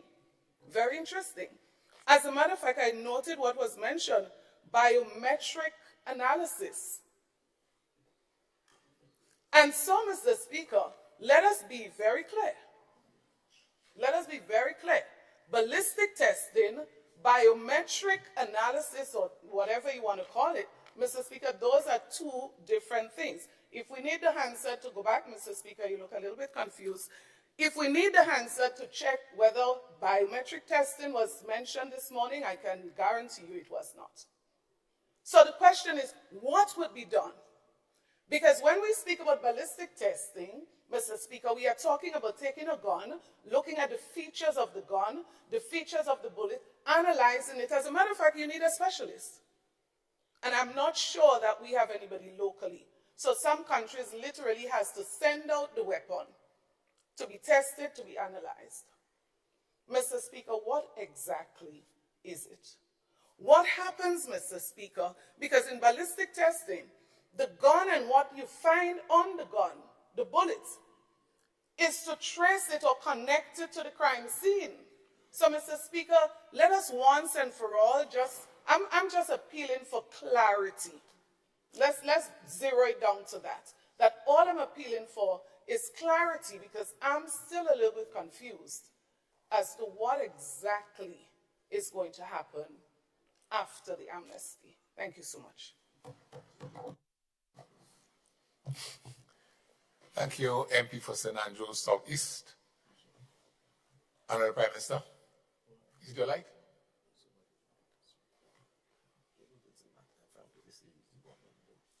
Honorable. Sorry, thank you, Mr. Speaker. My apologies. Well, Mr. Speaker, I didn't actually think I would have had to make any contribution to the support of the resolution, but I think I will. And I'll start by saying, Mr. Speaker, what is before the House is what is presented in writing on the other paper. But perhaps we don't read, so I will read it, so that we are clear and the confusion can be cleared up. But being confused is part of the process of learning. It usually means thinking something is one thing and then not being clear and then hopefully being clarified. So, Mr. Speaker, this is an amnesty, once passed by resolution in this House, that will go into effect on the 1st of May, 2004, and will end at 12 a.m. on the 30th of July, 2024. Sorry, I said 2004. So let me, for clarity, go say it again. This is an amnesty that once passed in this House will go into effect on the 1st of May 2024 and will end at 12 a.m. on the 30th of July 2024. The amnesty is an amnesty that someone has to seek by handing over a firearm or any ammunition in his or her possession for which him or her does not have a license for. So the laws of Grenada are clear.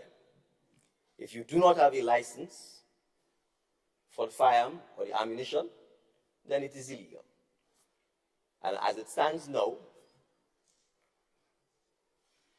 whether you hand it in to the police, whether the police meet you with it, if you do not have a license for it, the police will be required to charge you for illegal possession of a firearm or ammunition. That's the law. The incentive that my friend spoke of, my learned and distinguished friend, as one of our learned and distinguished friends from Carriacou and Petit Martinique is often want to say. The learned and distinguished gentleman knows that the incentive is immunity from prosecution. That's the incentive. Because as it stands now, even with the best of intent, as he himself said, if one of his clients handed him a firearm and ammunition right now and said to him, my dear friend, please hand this over to the police for me, and he brings it into the police station could charge him right then and there for being in unlawful or illegal possession of a firearm. So the incentive is purely not being prosecuted, not being charged, and not being prosecuted, and not being convicted for illegal possession of firearm ammunition. That is all this resolution is about, Mr. Speaker. And you have 90 days within which, if you have an unlicensed firearm or ammunition, or if you know of someone who has unlicensed firearm or ammunition, to encourage them to bring it in. And as my friend said, you don't want someone who's doing a good deed to be innocently punished. So in addition to permitting any person to hand over an illegal or unlawful firearm or ammunition, it also allows for attorneys at law, because invariably, if they're a criminal defense attorney, they are the ones likely to be treating with criminals or quasi-criminals or persons who know criminals. And they have a certain level of trust and confidence. And so we also make it clear that they can do so through their attorneys at law. That is all this resolution is about. I shouldn't have to stand here and say that because it's quite clear on the face of the document. So, Mr. Speaker, anything else is really grandstanding and frankly trying to convert this into a political football, obscure it. Right? There's a time and place for everything. This is the resolution that we are debating. So you may argue someone started something, so I'll jump in line. I'll follow suit and I'll turn around and accuse him of creating confusion or starting it. I mean, come on, Mr. Speaker. So that is all the bill the resolution is seeking to do, Mr. Speaker. We have never said, in any way, shape, or form, that issuing a firearm amnesty is going to solve the challenge of firearms in our country, or is going to be a solution to the issue of firearms. It is one, but a multitude of tools that we have to constantly, relentlessly pursue. The making of firearms, the manufacturing of firearms is a process that is continuing. Illegal activity, unlawful activity, the gun trade, the narcotics trade are things that are continuing, and we have to continuously be vigilant and find various tools to address this. This is just one of many tools. From beefing up our surveillance at our ports, from strengthening our coast guards, but more fundamentally, bringing up our children in such a manner that a firearm and trying to be a bad man is not glorified and is not an attractive option for them in life. That is the real one possible silver bullet that all of us need to pursue. So, Mr. Speaker, I will conclude because I just want to make it clear. It may very well be that not a single firearm may be surrendered. That's clear. I don't think when I made my presentation on the first occasion that my friend paid attention to the fact that we actually provided some statistics about other countries that had done this. So I will just read some of it out again. Dominica had a firearms amnesty for 1 month, from the 1st to the 31st of October 2023. At the end, 2 firearms were surrendered. The amnesty was extended. At the time we came here, we had not obtained any further empirical data from our colleagues there as to the impact. Jamaica had a firearm amnesty. A total of 100 firearms and 3,000 rounds of ammunition were recovered in the first 2 weeks. Right? The Prime Minister then was on record of saying it surpassed their expectations. Turks and Caicos had an amnesty in March 2022, and an incentive of $500 per illegal firearm was granted. No one surrendered a firearm. So, Mr. Speaker, the point I'm making here, coming an advocate for paying is just as it will be post-2020, because you don't know. But I think, legislation is not just about legislation, there's a morality to it as well, Mr. Speaker. And by paying or offering cash or some other than the immunity from prosecution, you may run the risk that people now actively go and engage in the gun trade, because the state now becomes the biggest buyer of arms. Right? So we have to understand, Mr. Speaker, we are not suggesting in any way, shape, or form that this is a solution. It is a tool. So if it leads to 1 firearm and 1 round of ammunition being taken off the street, it is a success. It is 1 less weapon. And Mr. Speaker, I also gave the extensive data pertaining to the collection of firearms at the last time we were here. The type, the make. We provided all that. So it is clear that the Royal Grenadier Police Force, as is normal, will clearly collect the data on the type, the year, the make, the model of firearms that it recovers when amongst operations or when people hand them in. And so this, Mr. Speaker, is just a simple confirmation of that normal process. And that is all we are seeking to do, Mr. Speaker. So I hope the confusion is clarified. The wider debate about the role of the judiciary and the legislature, we can always leave that for another day. But I will say this, Mr. Speaker. There are 4 attorneys, I think, sitting in this room.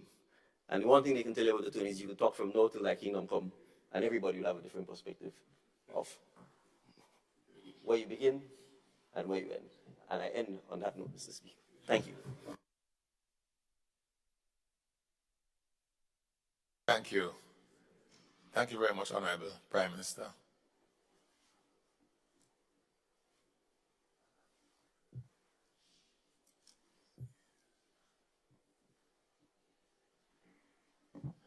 Leader of Government Business.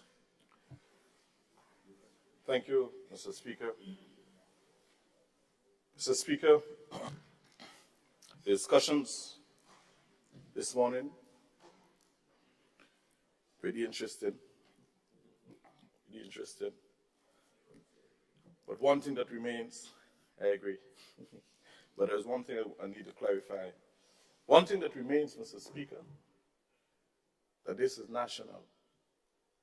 This one is about we the people and our society, and ridding it of crime, ridding it of illegal weapons and ammunition. That's what this is about. And we are not perfect by any stretch of the imagination, but we are committed to this task. That much we can say. But for the record, Mr. Speaker, I wish to categorically state that, and I say this respectfully, that I did not say or speak to biometric testing. And if by chance, because we are all human beings subject to error, and it happens to be sometimes, if by chance there was a slip of the tongue that spoke to biometric testing or analysis that was not intended. What was intended, Mr. Speaker, is ballistic analysis. That is what was intended to say, just in case there was a slip of the tongue to the contrary. And I do not know much about the biometric side of testing either. So I find it strange that someone of such limited knowledge in this field will make such a profound statement in this honorable House. That being said, Mr. Speaker, I wish to thank both sides of the House for your stirring contribution to this motion. Thank you very much. And I now commit this motion to the House for its vote. Thanks. Thank you very much, Leader of Government Business, honorable members. Resolution for the purposes of Section 51A of the Firearms Act, Cap 105. The question is, whereas it is provided by Section 51A of the Firearms Act, Cap 105, hereinafter referred to as the Act, that the minister responsible for Home Affairs may by order subject to affirmative resolution declare a firearms amnesty if the minister is satisfied that A, the amnesty may result in a reduction of illegally possessed firearms or ammunition in Grenada, and B, it is in the public interest to declare the amnesty. Whereas on the 16th day of April 2024, the minister was satisfied that the firearms amnesty may result in a reduction of illegally possessed firearms or ammunition in Grenada, and that it was in the public's interest to declare an amnesty, and therefore made the Firearms Order 2024.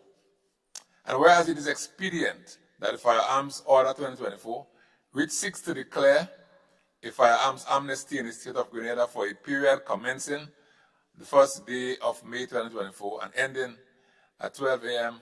on the 30th day of July 2024, be approved by the House of Representatives. Now, therefore, be it resolved that pursuant to Section 51A of the Act, the Firearms Order 2024 as set out in the schedule to this resolution is hereby approved by the House of Representatives. Those of that opinion, say aye. Of the contrary opinion, say no. The ayes have it. Indeed, the ayes have it.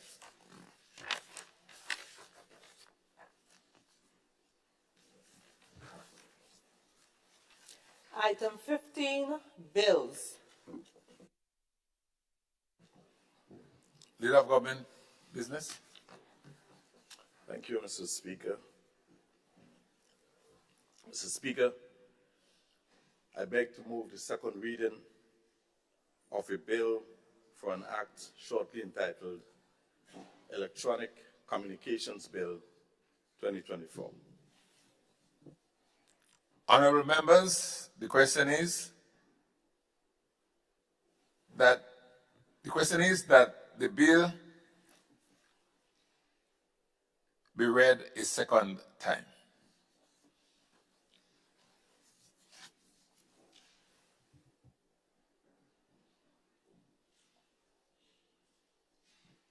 Leader of Government Business. Thank you, Mr. Speaker. Thank you, Mr. Speaker.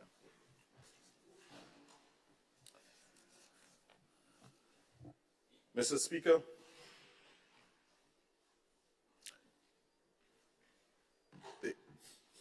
this particular bill bears tremendous significance for the prosperity of Grenada and for our transition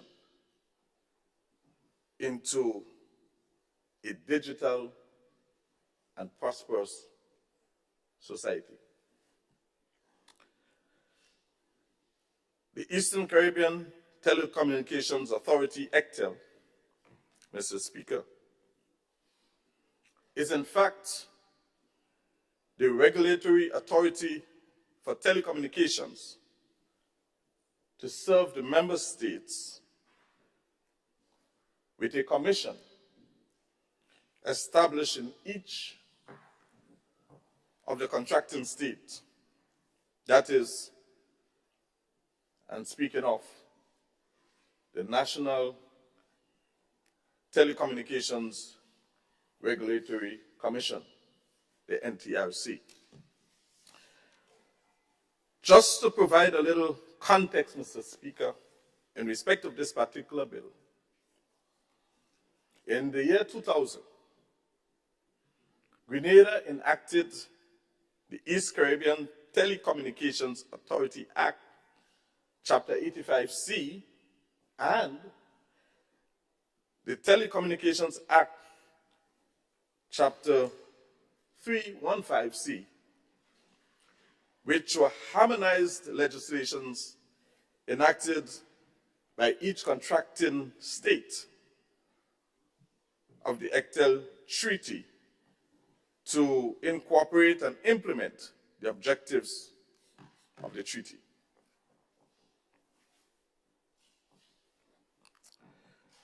Mr. Speaker, this is 24 years after, almost a quarter century. And one would appreciate that there has been a significant shift in the way we do things, in a digital environment, in telecommunications, in radio. And therefore, Mr. Speaker, it is imperative that this particular legislation be enacted to match the challenges that confront us as we transition into a digital economy. Note, Mr. Speaker, this bill is called Electronic Communications Bill and not telecommunications. Electronic Communications Bill. The structure of this bill, Mr. Speaker, provides for 157 clauses, huge bill, divided into 14 parts and 3 schedules. So, Mr. Speaker, it's a very detailed bill, and of course, called for a lot of research to see what is going on around us in the region, here at home, and so on and so on and so on. And so, we will attempt, Mr. Speaker, within the limited time allowed us today, to present this bill in a way that the general public would appreciate what is happening. Part 1 of the bill, Mr. Speaker, deals with preliminary matters like definitions and so on and so on, and in particular, points to some new definitions. All honorable member, as the honorable deputy holds the chair for a while.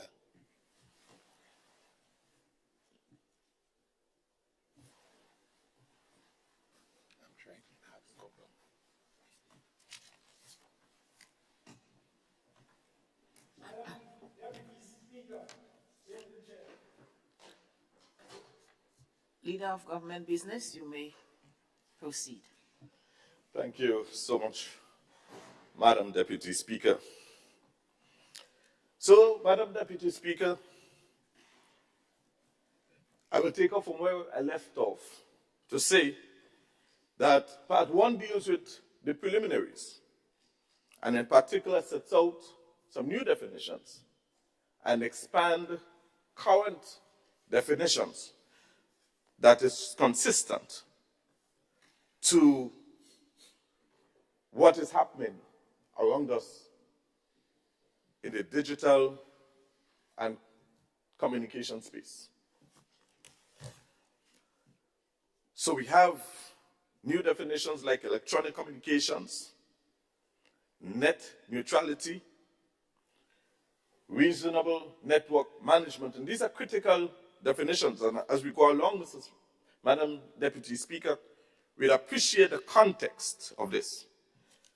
and in particular the expansion, Madam Deputy Speaker, of universal service to universal service and access, the importance of access in that expanded definition. So, Madam Deputy Speaker, Part 2 speaks to the powers and the duties of the minister. And you'll appreciate, Madam Deputy Speaker, it's a huge piece, and so we have to try to condense as much as we possibly can. Part 2 provides for the powers and duties of the minister. Clause 6 in particular provides for the minister on the recommendation of ECTEL, which is the regional body, to exempt any person or category of person or ship or aircraft, any type of electronic communication network or electronic communication service or a diplomatic mission from the bill, or a part or provision of this bill, including an exemption from payment of fees. These, Madam Deputy Speaker, are exempted. However, by virtue of Clause 7, Madam Deputy Speaker, after consultation with ECTEL, the minister shall set policy on electronic communication.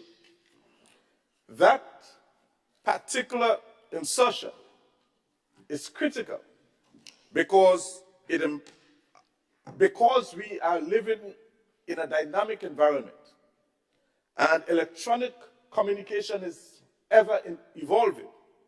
It is important that the minister be given such powers. And of course, for the avoidance of doubt, the powers of the minister, Madam Deputy Speaker, is really covered by the exercise of that power by way of cabinet decisions and cabinet conclusions. In other words, when ECTEL make these proposals to the Minister for Change, those proposals, Madam Deputy Speaker, will be submitted to Cabinet, and Cabinet as a body takes a decision, and then the Minister executes. So I just wanted to say this for clarity, because when we look at the extent of this particular legislation and the reach of the Minister, it might seem overbearing for one individual, but for the general public, they have to understand how this actually works in actual fact. The minister may give direction in writing on matters of policy in relation to electronic communication to the Commission, and the Commission shall comply with those directives. Part 3. So I'm getting there. Part 3, Madam Deputy Speaker. National Telecommunications speaks to National Telecommunications Regulatory Commission. So it speaks to the Commission. What is it? How does it function?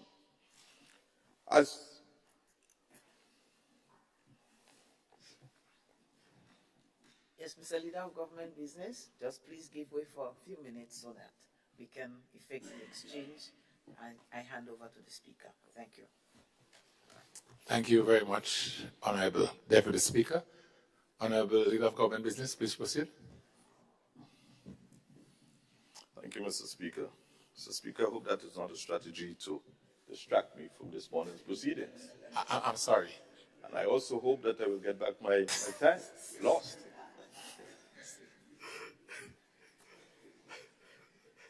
Thank you, Mr. Speaker. So, Mr. Speaker, in respect of Part 3 that speaks to the NTRC, the Commission, under this part, the NTRC is now going to be a body cooperative. This means, Mr. Speaker, that the NTRC is a separate person and can now sue and be sued in its own name, which is different to what is existing at this moment. It can also own property in its own name. And so this, Mr. Speaker, also gives better clout to the Commission to be able to exercise its function and expand its services. The NTRC has certain powers, but it's still, in this current context, Mr. Speaker, it's still restrictive because it was not a body corporate prior. It was a statutory organization, statutory body. Now it has, Mr. Speaker, separated the investigatory arm of the regulation from the judiciary arm. And there is now, Mr. Speaker, a tribunal, a separate tribunal, which is captured in part 13, Roman numerals 13. You see that as we go along. So, it is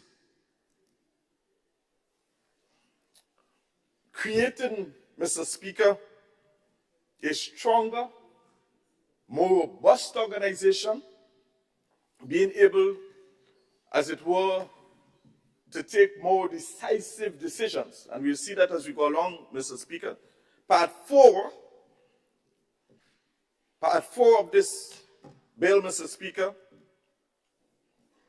speaks to licensing authorization of electronic communications. This part sets out a clear and detailed procedure for the application, for the review, and the granting of licensing or licenses, and removes this process from the regulation, incorporating them into the draft bill. So, Mr. Speaker, there is a set process that is to be followed. Set time frames within which the Commission must now respond on an application. And if a license isn't granted, for example, Mr. Speaker, how can the applicant respond? And how should they respond?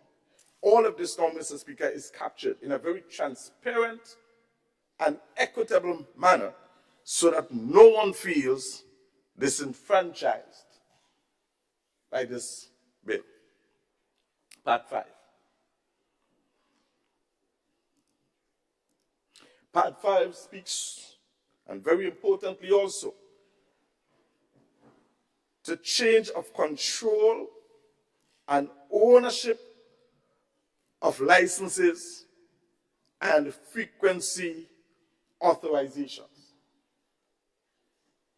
Very significant, Mr. Speaker.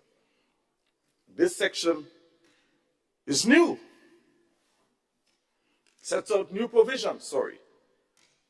The new provisions are captured here, seeks to, again, ensure, by and large, that there is not unfair competition amongst licensees or people owning license.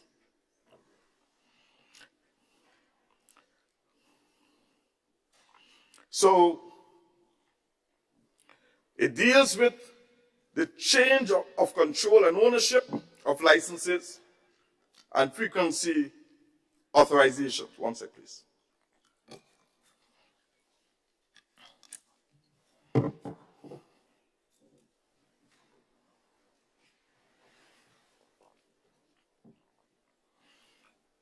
This part of the bill, Mr. Speaker, requires notification of change of significant interest which is defined, significant interest is defined as 20% shareholding. So any of this, Mr. Speaker, requires notification to the Commission. Must be notified. And it empowers the regulator to address important matters like mergers and acquisitions and change in shareholdings in a more efficient manner. You know, just a few years ago, Mr. Speaker, there was a merger happening in Grenada in respect of, there was Cablevisions with Flow, I think it was, right? So we had these, I think I'm going right? Columbus Communications. So I think there were 3 companies altogether that were merged into one. It empowers the regulator to address these significant change in ownership. Because when there are mergers and acquisitions of that magnitude, Mr. Speaker, it results in dominance of the market space. And where there is dominance, they can also result in unfair trade practices. And of international case in points are those like Microsoft and Facebook, what has happened in that space. We, Mr. Speaker, as a developing small island state, going up and up and up, must ensure that a proper platform is in place for takeoff. That is why these and let me state, this was not started under the NDC administration. We continue in the work. So some of these debates would not have to be obtained this morning. We're giving credit where credit is due. But it is a very important piece of legislation. Section 66 of Part 5, Mr. Speaker, 66(1) says a license and frequency authorization is personal to the licensee. Cannot transfer it. You cannot just sell it off or lend it off. And a frequency authorization holder and shall not be so transferred. Sorry, I repeated myself. So it is a personal license. And when we say personal in the context of an individual as well as an entity person. 67(1). A licensee or frequency authorization holder shall not cause, permit, or acquiescence in any change of control of the license or frequency authorization unless the licensee or frequency authorization holder submits a written application for written approval to ECTEL that the Commission, at least 90 days prior to such change of control. Underscoring the importance of ensuring that control isn't slipping through some crack, some loophole. There is also the duty to notify and to get approval of these transfers. Part 6, Mr. Speaker. Rights and obligations of licenses and frequency authorization holders. What are those rights and obligations? This part relates to rights and obligations of licensees and frequency authorization holders. It includes very important provisions which provide the NTRC with new tools necessary to address the emergence of vertically integrated service providers. vertically integrated service providers. You know, Mr. Speaker, there are those who provide the submarine cables, underwater cables. There are those who control domain names. There are those who control internet platforms and networks. And there are those who are service providers, all operating. And also, there are those who control antennas and spectrums, FM and AM bands, and all of these things. Mr. Speaker, what are we trying to achieve? It is necessary that these services are not, or these areas within that space isn't controlled solely by a single dominant player. When there is singularity and dominance in that space, it creates unfair competition or no competition at all. So there are certain rights and obligations. 69(1), subsection 1, subject to subsection 8, a licensee who operates a public electronic communication network shall provide interconnection on his or her electronic communication network to another licensee. They have a responsibility, Mr. Speaker, to ensure that that particular network is shared. The interconnection must happen. Secondly, Mr. Speaker, that licensee shall provide access to another licensee to infrastructure that is owned, operated by, occupied by, or controlled by the licensee. Shall provide access. If it is technically feasible to enable that other licensee to install a facility for use in connection with the supply of an electronic communication, or both interconnection under paragraph A and access under paragraph B, stated earlier. So, Mr. Speaker, access and interconnectivity, this, Mr. Speaker, ensures new entrants, new investors,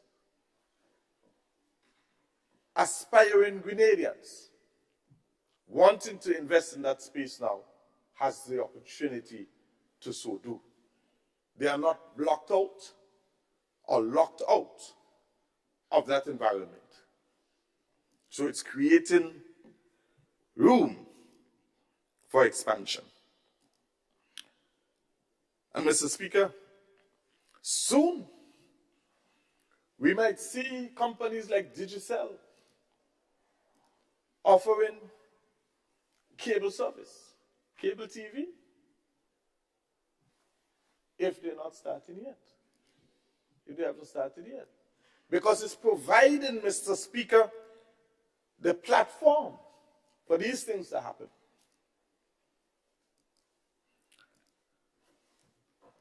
Mr. Speaker, subject to subsection 8, a licensee who owns or operates a submarine cable landing station, that's those cables under the seabed, on the seabed. They are required to provide access to its submarine cable landing station or co-location, including virtual co-location in the prescribed manner, as prescribed by the legislation. So they are now required to share. Access granted. Access to international submarine cable capacity. They're required to provide access. It also is required to provide access to other licensees, access to infrastructure that it owns, operates, occupy, or control. A licensee in Section 4, Mr. Speaker, who fails to comply with subsection 1 and 2 in respect of sharing and access commits an offense and is liable on indictment to a fine of 3% of annual gross revenues, that's before taxes and expenses, of the licensee for the previous year. So there is no excuse in saying, well, when the year finishes, I have to make a calculation. It is in respect of the previous year, 3% of the gross revenues. If one provider has access, just imagine this, to the outside world by way of these cables, and other providers do not have such access, then they have to approach the one with access and see if they're going to grant access. And you know what happens. One can literally choke new entrants out of the system.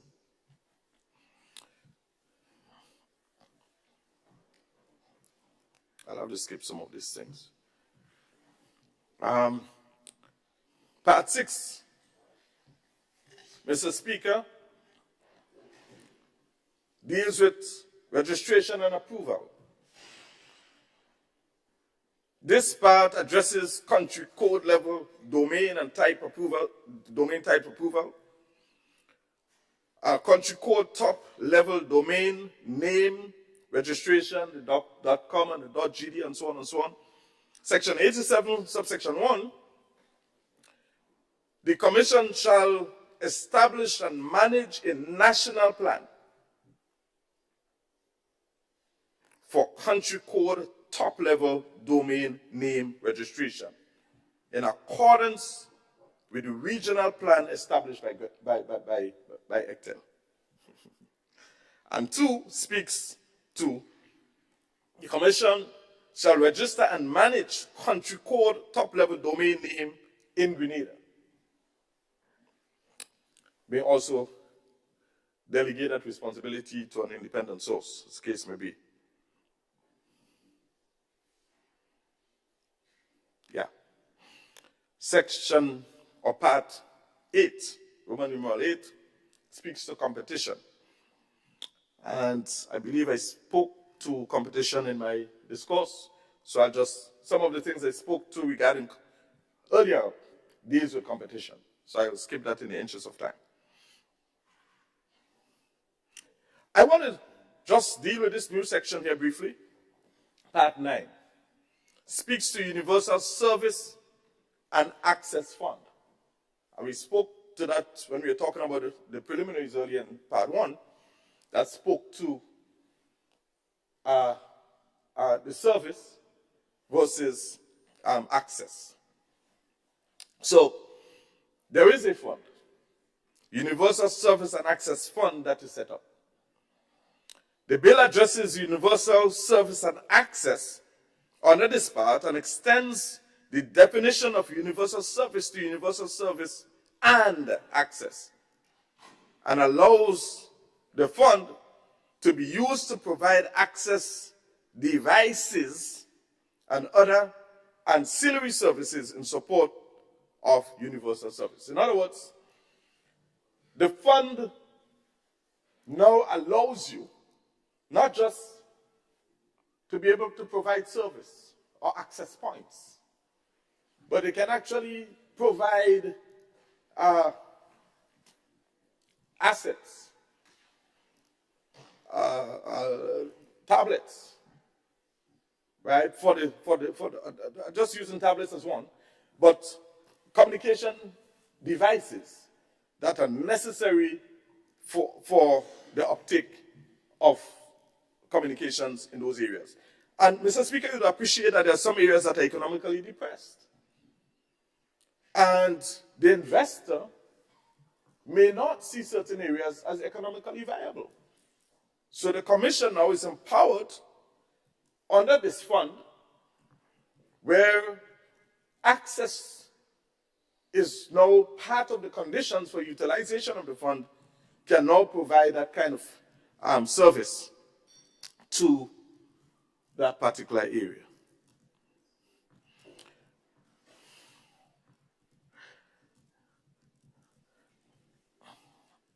Right. So this fund can be used for ICT development in rural areas and other areas that are not fully developed because it is not profitable so to do by the provider. The fund will be used by the NTIOC in consultation with the government to ensure that areas that are economically depressed will not be left out. All right? So that's it for that. Offenses, 10. The bill addresses other offenses under this part. These offenses were present in the Telecommunications Act, but did not have penalties attached. And when we look at that offenses, you see how many penalties are there and the extent of the penalties, especially when it comes to non-compliance with the sharing of submarine cables and so on and so on and so on. Investigation, it allows for investigation in part, I mentioned it earlier, part 11, part 12, dispute resolution. Just allow me to share this quickly. This part, and this really treats with the consumer on one hand, and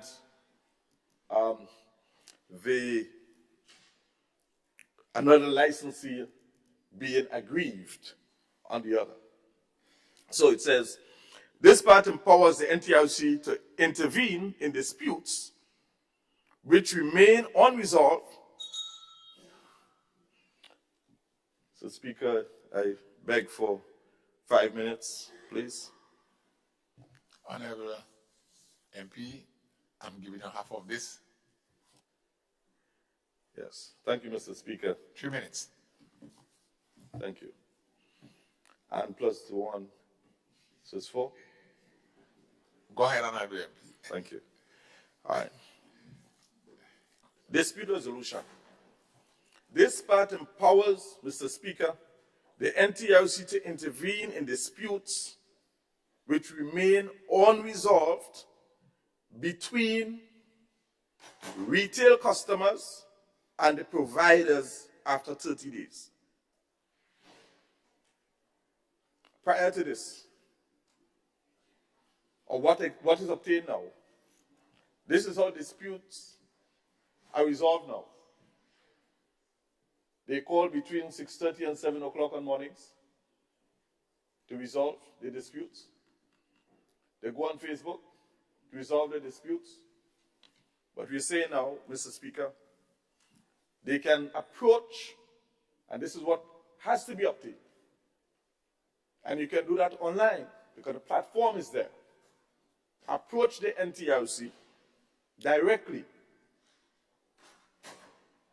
Mr. Speaker, also, all of those contracts for all of those service packages that are issued by the service providers must first be approved by the NTIOC.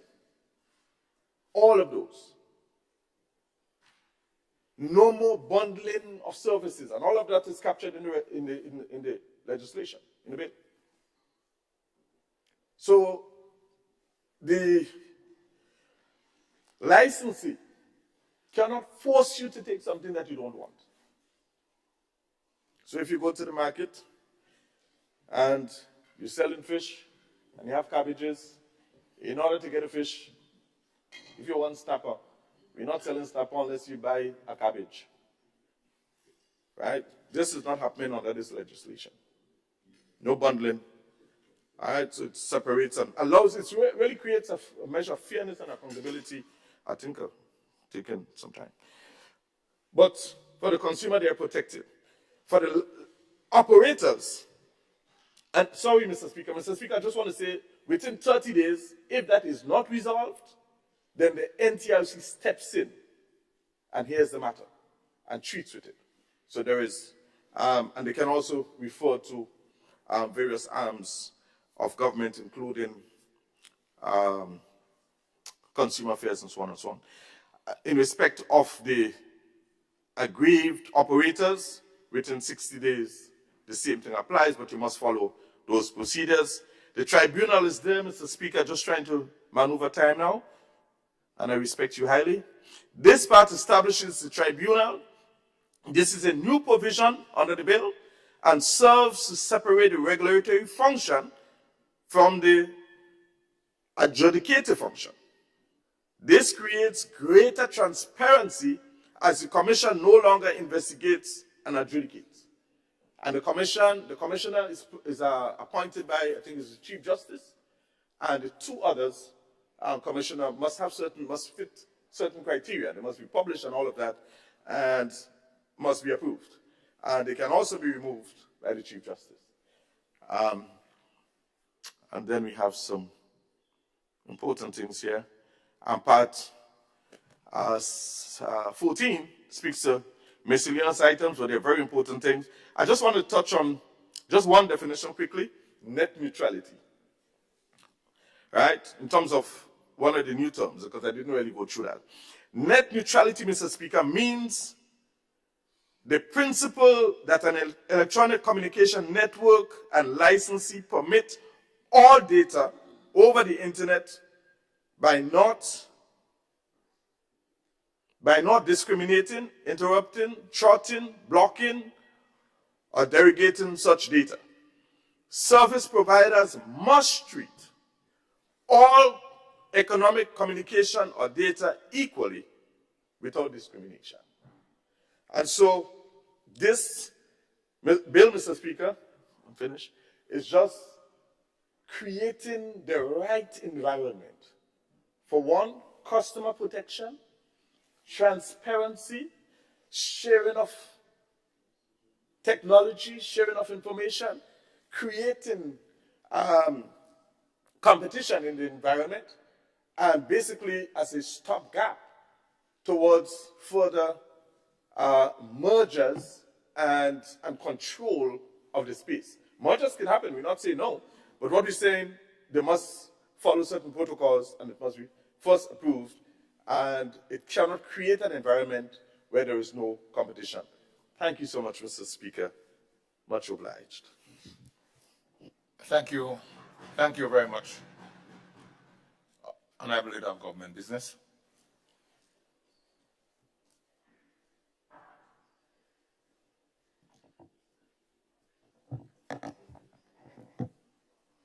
Honorable MP for St. Andrews Southeast. Thank you, Mr. Speaker. Mr. Speaker, I rise to make a couple comments and to contribute to the bill that is before us, and to say that we on this side are quite cognizant that this bill presented here is really a product of the transformation of the telecommunications sector that has taken place over the years.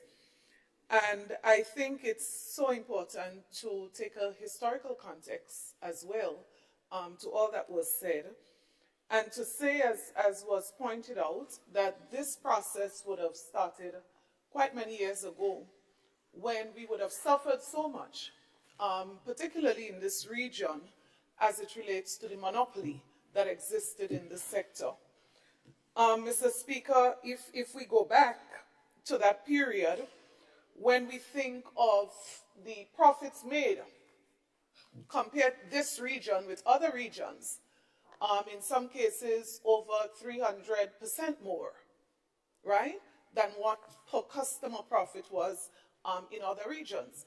Now, in addition to that, Mr. Speaker, when there was the conversation about breaking the monopoly, some countries in the region, Dominica and others, St. Kitts and so, you would know that in some cases more than $400 million was what was being tabled, proposed for breaking them up. So this was not going to be any cheap process, right?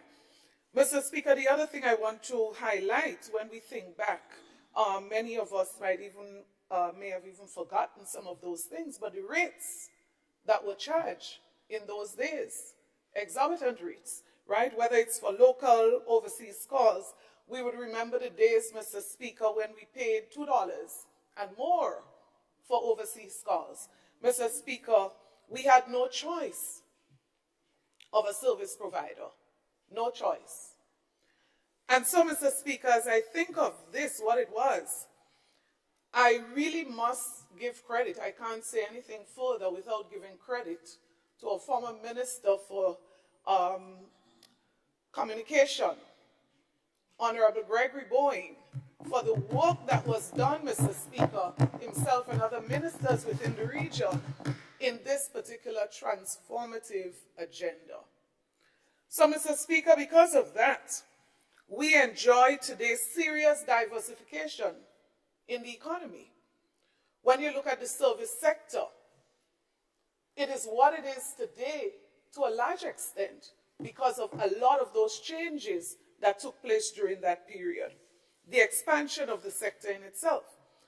So when we think about even things like technology, the visa technology, for example, that was so necessary for call centers, setting up of call centers, expansion of call centers, and that is why I was so happy yesterday to see the opening of the new branch, KM2 Solutions.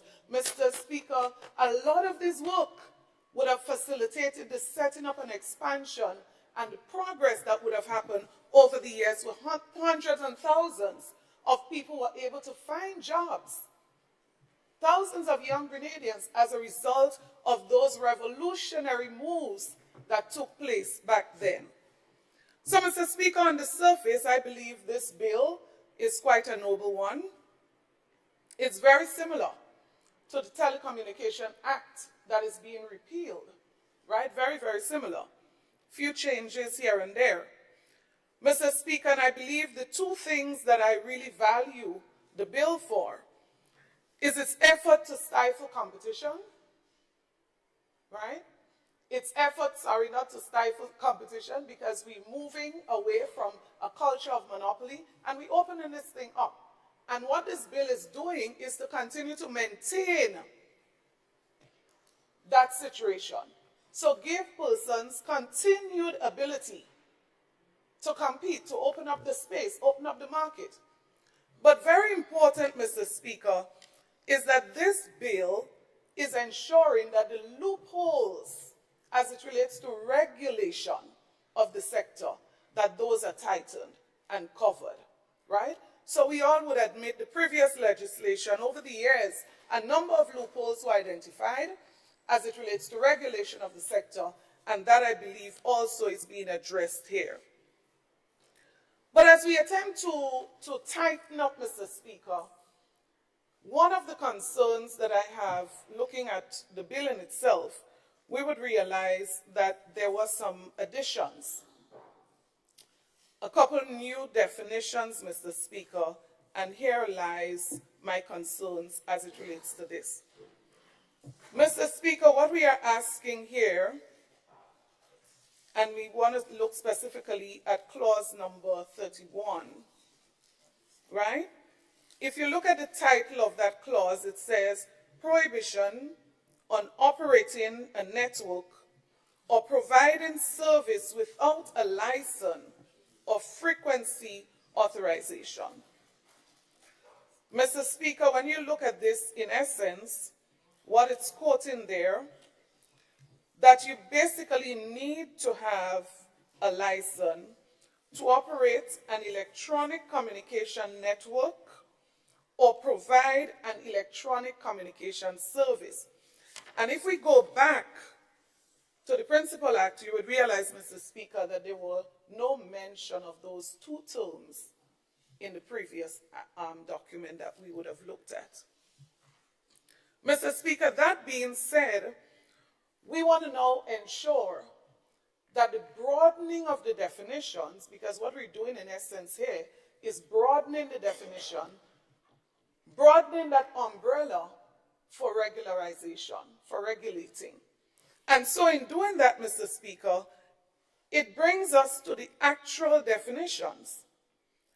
That when we speak of electronic communication service, because you must have a license to provide the service, right? And that means a service that is provided according to the bill, wholly or partially by the conveyance of signals on an electronic communication network. But Mr. Speaker, when you go to look at the definition within the bill of even electronic communication network, you would find terms like transmission system, which could include technologies, equipment, and all of that. It goes on to define a number of other areas, high voltage lines and all of those things, right?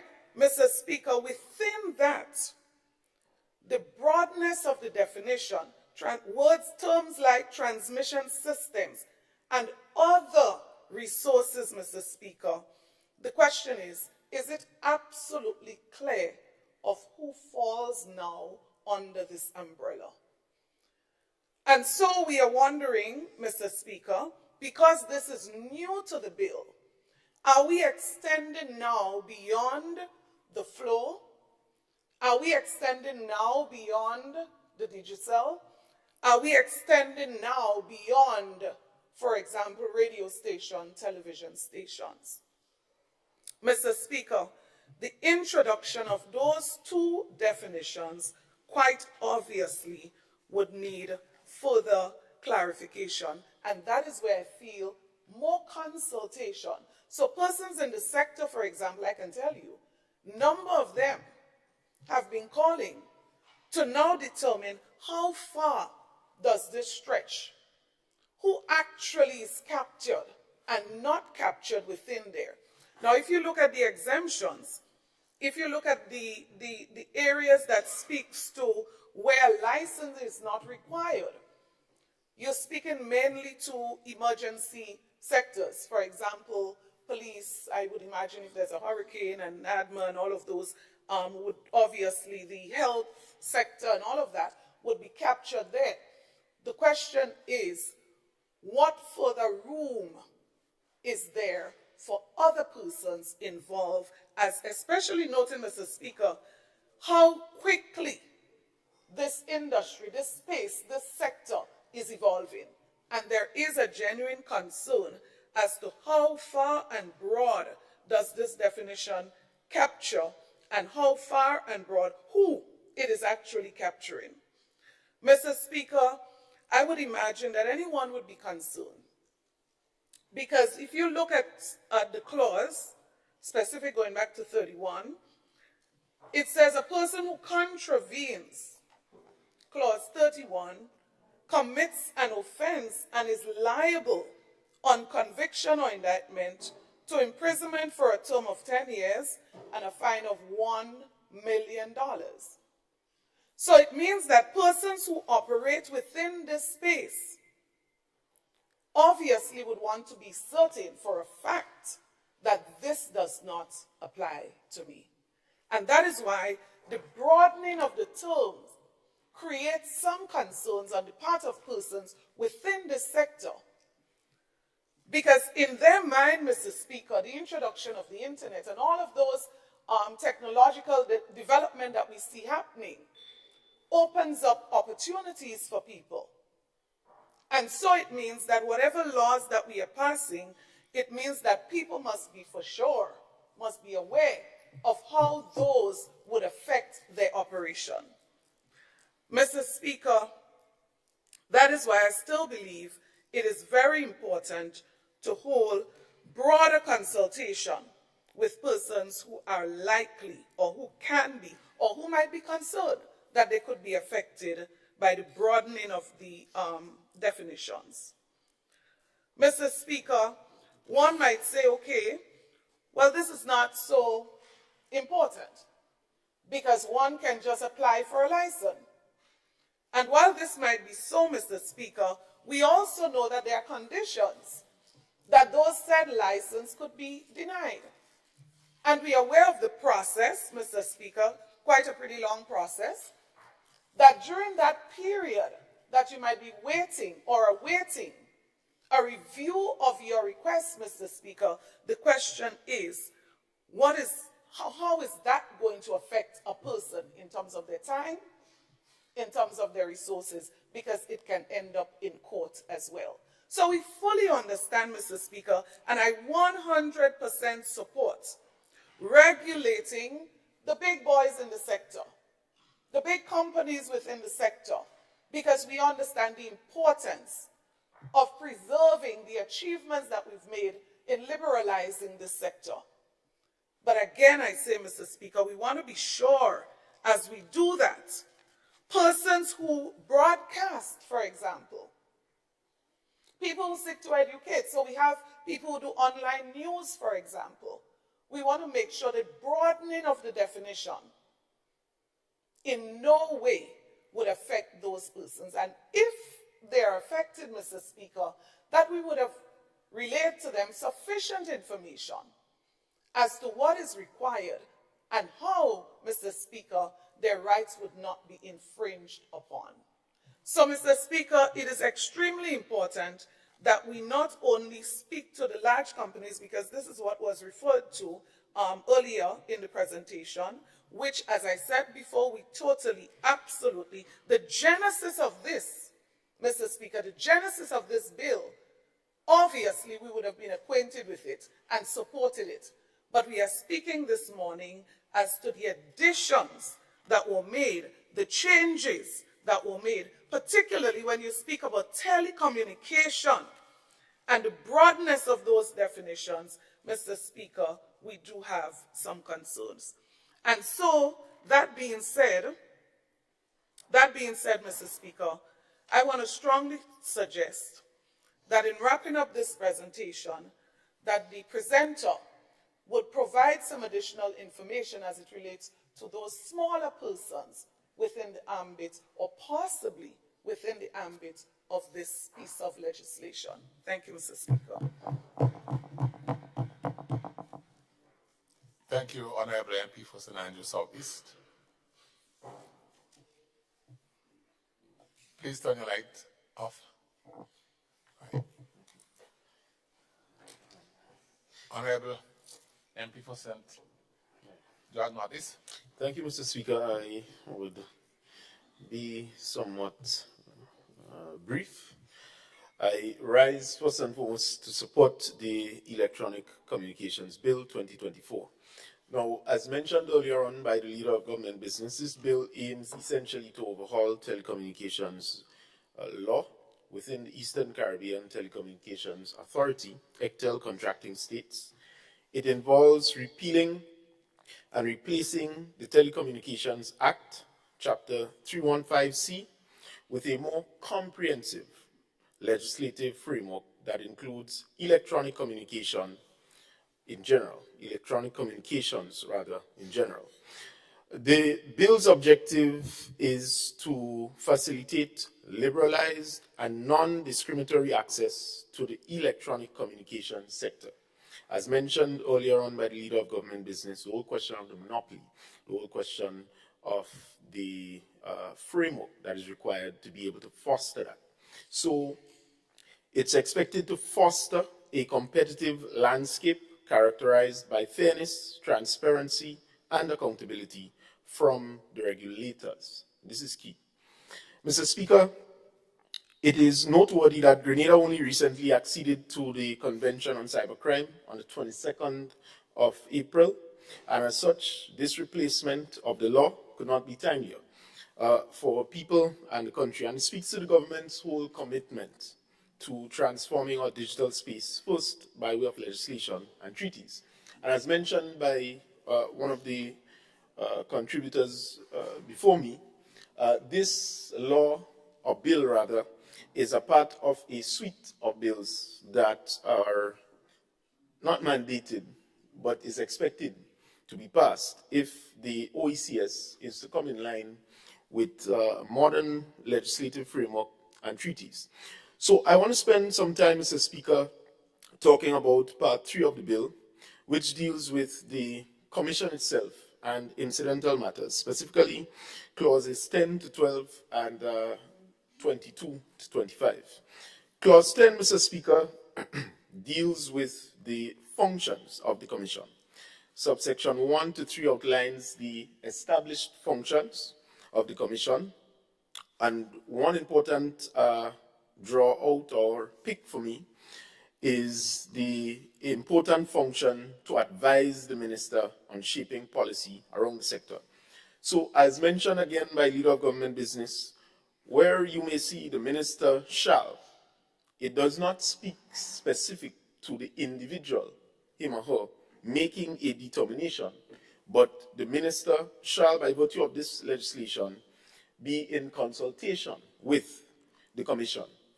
And the Minister, as mentioned by Leader of Government Business, who already has his obligation, her obligation, to treat with the Cabinet, is not, again, doing this on an individual basis. So this is critical because it means, therefore, that the Commission is going to be able to provide, through dialogue or engagement with the Minister, the necessary input for shaping policy. So it is not going to be an individualized approach in treating with this matter, giving its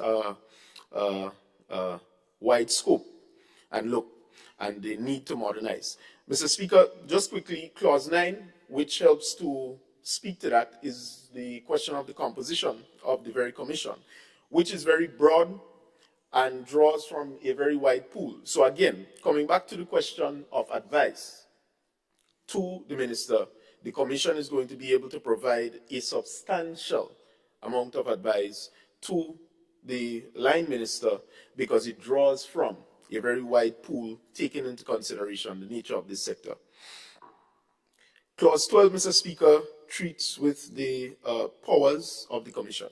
And I want to zero in on subsection 2, part E of the clause, which, with your leave, I would like the permission to read.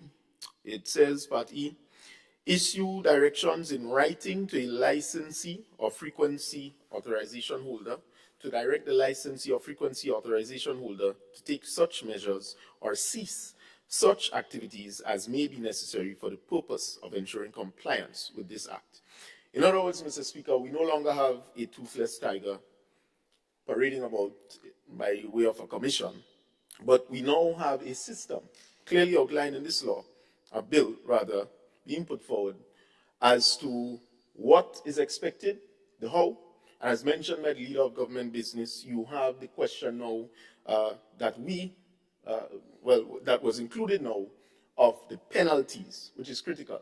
Because too often, Mr. Speaker, statutory boards are created, commissions, etc. are formed, and they can't do nothing. We have such examples right now. I wouldn't call any names, but just to say that you have these bodies which are brought into force by law, but they really cannot do anything. So it is a means to help strengthen the institutions in a more meaningful way, especially as it relates to the sector that we are referring to. Mr. Speaker, clause 22 deals and treats with the advisory committee, particularly an ad hoc advisory committee. Again, this is going to help with specialization of the commission. And by that, we mean there might be an issue that requires the advice to the minister or government, so to speak, that is not captured in the membership of the commission. But if the commission has the power to use now these ad hoc advisory commissions, much like what was done, or rather proposed in the operationalization of the museum last year with the board, where you have members who make up the board, but you are then able to tap in to some more specialized advice outside of the board. Again, this is important because given the nature of this, we would not know all. And as discussed earlier on in one of the motions, is that our role is to pass the legislations. And therefore, at times, at this moment, in passing the legislations, there might be some elements that we may miss. So later on down the road, in the functions of this commission, what we are going to see is that they would be able to get a wider, or draw rather from a wider pool of advice to be able to influence policy as it relates to that. Mr. Speaker, quickly, Clause 23 speaks to the secrecy and confidentiality of the legislation. Now, it's important for the public to note that, or understand, that this is not to suppress information, right? Every time we hear secrecy and confidentiality, we miss the point. It is about being professional. And so, as much as we can, you may attempt to reduce interference from outside for the functions and duties of the members of the commission. So this is what this is expected to do.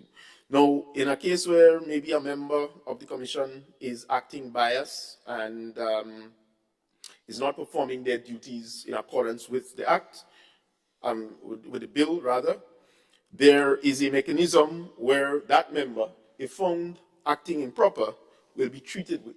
So the secrecy and confidentiality is not to suppress, as mentioned, but it is to allow for the professional functioning of the commission, giving the sensitive nature at times that may arise as a result of that. And again, it speaks to where we need to go, because when talking about electronic crimes, cybersecurity, that sort of thing, leakages are something that can, in sense, cause problems for a country, cause problems for an individual, etc. And therefore, the law must be able to properly and professionally guide and make accommodations for that. So, in a nutshell, Mr. Speaker, I would say that I fully support this bill before us, and I believe that we definitely need further advances in the legislative framework for electronic devices, managing that, ensuring that as we progress globally, Grenada is not going to be left behind in this sector. So with these few words, I express my full support for this bill. Thank you. Thank you, MP for St. George Northeast, and I now invite the MP for St. Andrew Southwest to take the floor. Thank you, Mr. Chair. Thank you, Mr. Speaker. It's after 12. Good afternoon to everybody.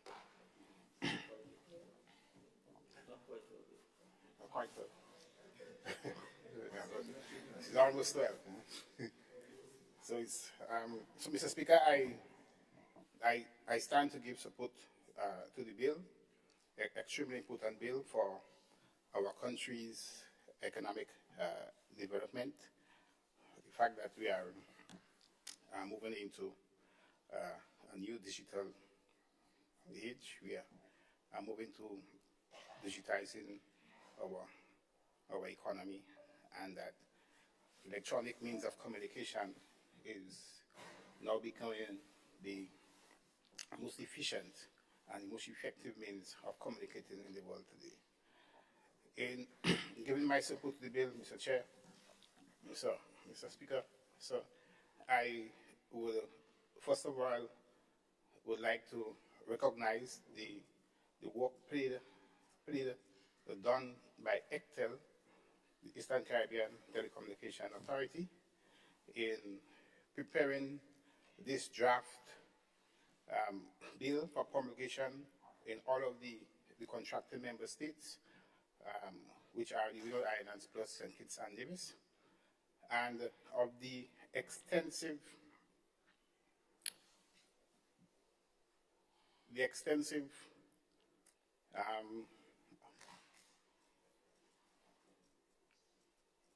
communication and the extensive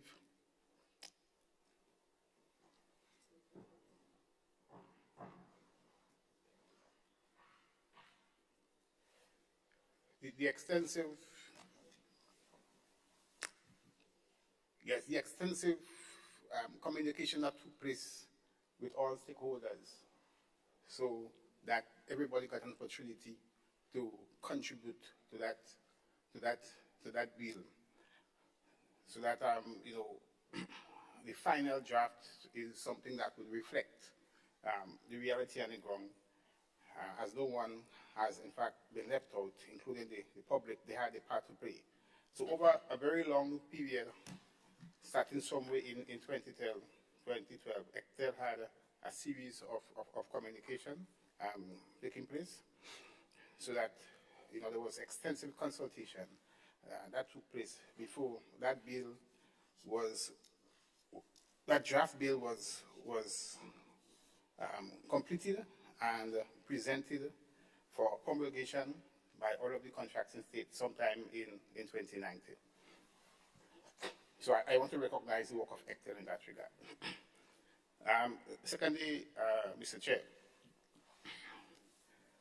maybe one can go back to basic economics theory to understand what this bill is really trying to do.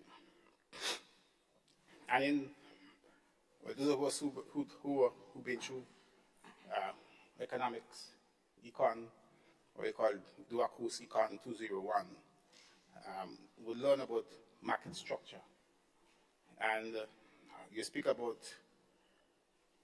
a competitive market or a perfect market, a market that is a monopoly, a market that is a monopolistic. We have monopolistic competition, we have oligopoly and duopoly and so on. And really and truly what this bill is trying to do, given the changes, the development that would have taken place in the telecommunication industry since ECTEL was formed in 2001, is that this bill now seeks to ensure that what you now have operating in the contracting member states can be described very much as a more or less perfect competition, so that the telecommunication market borders something of what is referred to as a perfect market, in which you have many suppliers, many producers. None is sufficiently large to influence price. None is sufficiently large to have significant market share and to have significant market power, so as to influence price, to influence supply, and to dominate the market. Good? Because there has been substantial changes, and I won't say changes, substantial developments within the industry over the last 24 years. And the present telecommunication bill does not allow and does not give regulators the tools that they require to manage and regulate those new developments. And what this new bill is doing is that it is trying to ensure that the regulators of telecommunication in the member states have the tools that they can use to ensure that there is no market failure and to ensure that there is competition. There is competition. And that, as far as possible, monopoly doesn't exist. Because where you have monopoly, you have all kinds of problems. With monopoly, you have barriers, no competition, barriers to entry. Where you have monopoly, you have inefficiency, poor quality service. Where you have monopoly, you have high prices for the services. So the thinking is that if you can regulate the industry and have control of the industry and prevent monopoly formation or near monopoly formation, then the consumer on a whole will benefit as we move towards establishing a telecommunication industry within our region. And therefore, Mr. Speaker, this new bill has a number of elements, introduces some new elements that the telecommunication bill does not have. And of course, the leader of government business would have made reference to these 7 or 8 new elements that this new bill would have. So they make reference, for example, to the net neutrality, which allows for the continuation of an open internet, the competition provisions, which allows for monopoly formation to be reduced as much as possible, the communication tribunal, which would allow for setting up of disputes between the service providers and, of course, the consumers, and also the penalty therein for those who didn't comply. So and very importantly, the setting up of the NTRC as a corporate body, a legal corporate body that gives it a legal existence and gives it power. So, and all of this, Mr. Chair, would redound to the quality of the service that the providers make available to our customers. So, Mr. Chair, I want to just zero in on 2 of the major developments, or maybe one which has 2 parts, that would have taken place in the last years that warrant that this new bill be put into effect. So, Mr. Speaker, in the last 5 years, we have seen a number of mergers and acquisitions. In other words, the market has become, what the economists would say, it has become consolidated. We had parent companies like Cable and Wireless and Columbus Communications. They merging to form one, and in that regard, becoming something of a near monopoly. And I said before, when you have monopoly, you have monopoly power. And monopoly power brings with it some negatives. So it means, therefore, that in Grenada, St. Lucia, and St. Vincent, the island-wide fixed network infrastructure now being owned and operated by one operator. As I said before, that in itself is a monopoly. So that fixed voice, broadband, and video services are now being controlled under one operator. Now, the present Telecommunication Act doesn't have provisions for dealing with near monopoly situation formation in the islands. Good? And what this new bill therefore does is that it will set anti-competitive, well, it will set regulations, provisions to ensure that competition exists within this sector. And it will also set obligations, and it will impose obligations on those monopolies, if there is, so that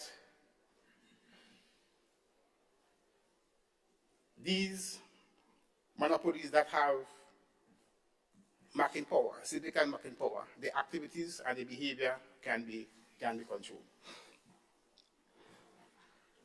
Within another major development, Mr. Speaker, with the formation of these mergers and acquisition, what we have seen is that some of these companies now become vertically integrated. And vertically integrated simply means that they control every chain, every step in the value chain. So they control it. And if they control it, it means therefore that, again, they have significant monopoly power.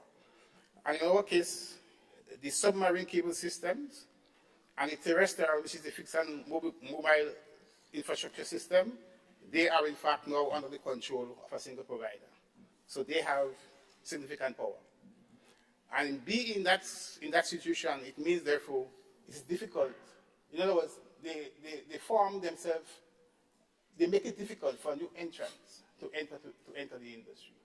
In a perfect market, one of the characteristics of a perfect market is that there must be no barriers to entry. Who wants to enter, enter. Who wants to leave, leave. But when you have significant monopolies being formed in a market, that monopoly control prevents new entrants into the industry. And when you have monopoly power, as I said before, you have all kinds of negative economic issues coming on with it. Good? So the access to subsea and to land-based infrastructure is important for if you're going to have a competitive electronic communication market operating within our islands. And therefore, what this new bill seeks to do is to exercise control on the formation of these new near monopolies, good, so that they're going to be easy access or easier access to enter into the market and to remove barriers so that new persons can come into the market. And that's what this new bill is therefore trying to do. It will provide provisions which will allow national telecommunications and the NTRCs to determine when and how a particular operator is vertically integrated and to allow for access to that infrastructure which is owned by them, thereby eliminating the barriers to entry and, of course, enabling competition within the sector itself. Mr. Speaker, an important aspect of this new bill that the present telecommunication bill does not address relates to consumer and consumer protection. How are consumers protected in this new structure, especially when you have monopoly formation? And in that regard, the quality of the service that consumers get is extremely important.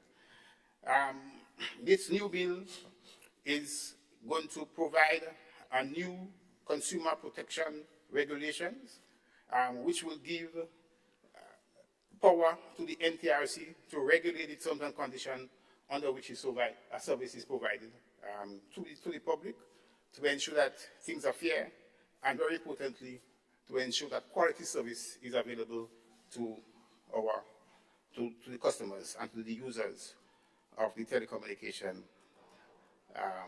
industry. Of course, Mr. Chair, there are many other issues that this new bill introduced. The issue of the tribunal, Mr. Chair, is extremely important. And I think our leader of government business made reference to that. The fact that at present our NTRC carries out the dual role of being regulator and adjudicator. Yeah? With this new bill, with the formation of the tribunal, the NTRC functions as the regulator, but it cannot be simultaneously regulator and adjudicator. So the adjudicating part is now being done by the tribunal, and that will ensure that there is more objectivity and fairness and clarity, and impartiality when it comes to decision making relative to disputes that customers have with the service providers. So all in all, Mr. Chair, I think this is an extremely important bill for us in Grenada and for us in the OECS. My understanding is that the bill has already been enacted in some of the islands in the OECS, and it is now our turn to have this bill enacted as we move towards the harmonization of the electronic communication industry within our region. Thank you, Mr. Chair. Thank you very much, Honorable MP for St. Andrew Southwest. And I invite the Honorable MP for St. Mark to make a contribution. Thank you, Mr. Speaker. Mr. Speaker, I rise to make my contribution to the Electronic Communications Bill as presented by the member for St. George, what do you call it? Southeast. Mr. Speaker, this bill is very necessary, very timely, and as we progress with the issue of communications, over time we'll see even more coming because the world of communication is moving at a fast pace. And so we welcome these changes, and Sister Emmeline Peer had spoken about some of the genesis, so I wouldn't go there, but just to remind that it is a work in progress, started by some very energetic persons on the direction of the National Party government, and we recognize the importance of what is being done here, and so we support the principle of the bill in general. I just have some issues that I would like to raise, Mr. Speaker. In terms of electronic communications, I'm taking part from the definitions now as I've looked at it. The definitions are so broad that I think at some point in time there needs to be some clarification. So I see under electronic communications, there is voice, there's data, there's text, there is audio, video, sound, a number of things. And some of these activities are things that we do on a daily basis. We text, we send voice messages and so on. Are these subject to that kind of regulation? These are things that we must know. Yesterday I was in a funeral. I didn't even notice a camera there.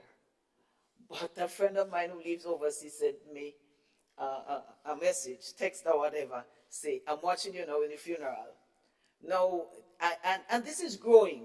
This has become commonplace, especially as we have so many persons in the diaspora whose relatives or friends may have passed, or maybe it's not such a sad event. It might be something just like about whatever, but any event. But these things are broadcast nationally, regionally, and abroad.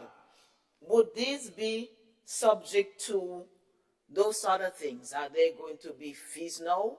I don't know if if the persons are licensed to do that. If they are, what are their fees? And these are some of the things that I have not seen. Although the commission, it mentions that the commission is responsible for setting fees, but what kind of fees are there? Parameters, and I guess that will come later, but these are some of the things that persons would need to know. Also, in terms of equipment, cellular phone, mobile phones. And so, are we subject to, in part, to some of the regulations, or all of the regulations? All of that, I don't know, but it is a very heavy document, very broad, and speaks to things that we, as regular persons who are not that au fait with the electronic communications or the media, we take for granted. Are there going to be changes in those areas, and how and when will they be implemented? Oh, Mr. Speaker, so given the broadness of the definitions, is there any room for uncertainty? Is there any room for some kind of mischief where some persons, some users could be unduly called to give some explanation as to their operations and so on? I find it's kind of overbroad and possibly open to abuse. And so I'm talking about the small man who is doing something small, or the individual. We need at some point to have some clarity on that. And in terms of the applications for the licenses, again, there's some vagueness there, and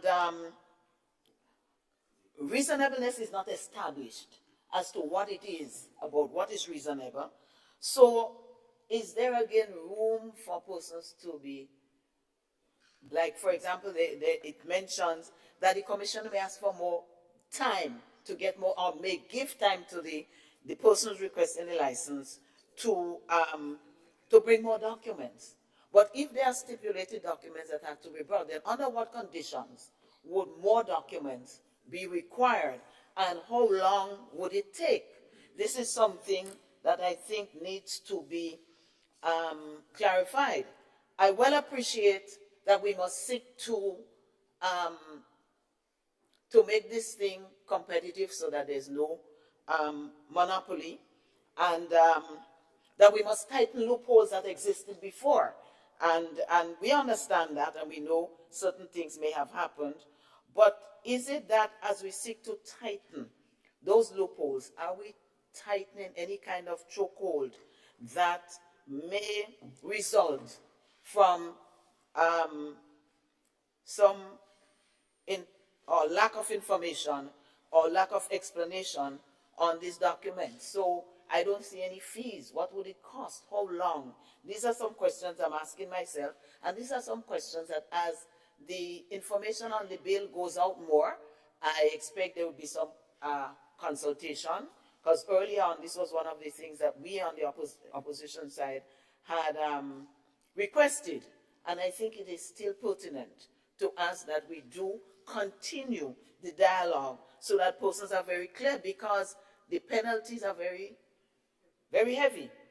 You know, when you see $1 million and 10 years imprisonment, and or 10 years imprisonment, or both, and in another place, $50,000, and it could be a continuous 5,000 until the person complies. So we need some clarity in terms of conditions, and I know that the bill is very lengthy already, and there's just so much you can put in. But as time goes on, I hope that some work will be done to deal with that. I'm pleased to see the issue of predatory pricing that has been put, and again is an anti-competitive measure, where it says that the licensee who has significant market power could bring down the price of a commodity, of one of the communication systems, so that they exclude other persons in that field from competing with them. And we have seen what the opening of markets have done for the range of things that people can do, and the cost, because at one time you could make an overseas call. It was prohibitive, and if you call, you make a fast talk and you run. Now, you know, people think that because there's WhatsApp, there's what have you, there are emails, a number of things. So it has opened up, and it has made a lot of difference in the quality of lives and the way that people communicate. And so we welcome that, and I would really like to see that implemented, any anti-competitive measures that would allow everybody in the market to have a play or have a say in this.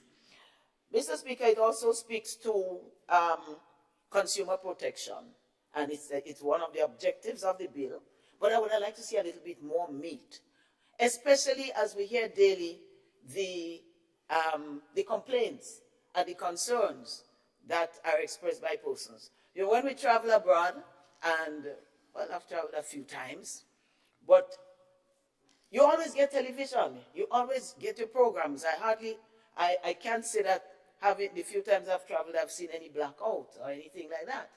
But here, it is the order of the day. It goes on and it goes off, and I guess that is, we could call it normal teething problems until we get to another stage, and so we have to exercise some patience. But I remember recently asking, so I was out of television for 4 days. How am I going to be compensated for the 4 days? And the poor teller or whatever tell me, well, I don't know. Do you all have a policy? Do you have thing? No. Well, they don't give back cash, but if you don't give back cash, give in kind. Will you give me a few channels that I cannot pay for, that I don't normally get for a few days? The same amount of time I lost. Is something happening? Nothing so. So customers are really taken for granted, and maybe we need even more competition. So I welcome that possibility, and I hope that there'll be some, I think, was there something that was launched recently about consumer protection? But we obviously need that, because we have to protect people who do not have a voice, or people who are not used to protesting about these things. Our people, over our history, we know we have protested for various things. But with those kinds of services, I find we need a structured, organized voice that will speak. So although it doesn't speak a lot about consumer protection, I hope that a lot more will be done and put in place. Mr. Speaker, I'm well aware that a minister has to be responsible, and a minister has to have certain duties, but I see latitude there. I see room for mischief, and I know all of our ministers are honorable, so I'm not trying to suggest that they may want to do anything dishonorable, but if there are no boundaries, if the latitudes are not defined, then there is possibility of that. So it is a good bill. It speaks to a number of issues that are really pertinent and relevant to us at this time, and it is timely, and I hope to see it enacted. But I hope that as we implement this bill, that we look at some of the shortcomings as well. I expect to see some amendments, some explanations, some programs. Maybe send one of the ministers, my brother from St. George, Northeast, put him on a little program, let him come and tell us something, and so on, so that people will understand and become au fait, know what their rights are and what they could do, and what is expected of them, what they need to comply. Because yes, laws are there to restrict people, but I think if people are more knowledgeable and they're encouraged to do right, that may be the better way to go. So, Mr. Speaker, it's a good bill, and as I said earlier on, I look forward to the recommendations, the implementation of the recommendations, and I look forward to Grenada being a power in the communication system. Thank you, Mr. Speaker. Thank you very much, Honorable MP for St. Mark.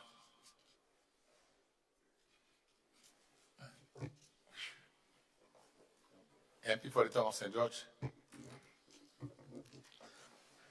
Thank you, Mr. Speaker.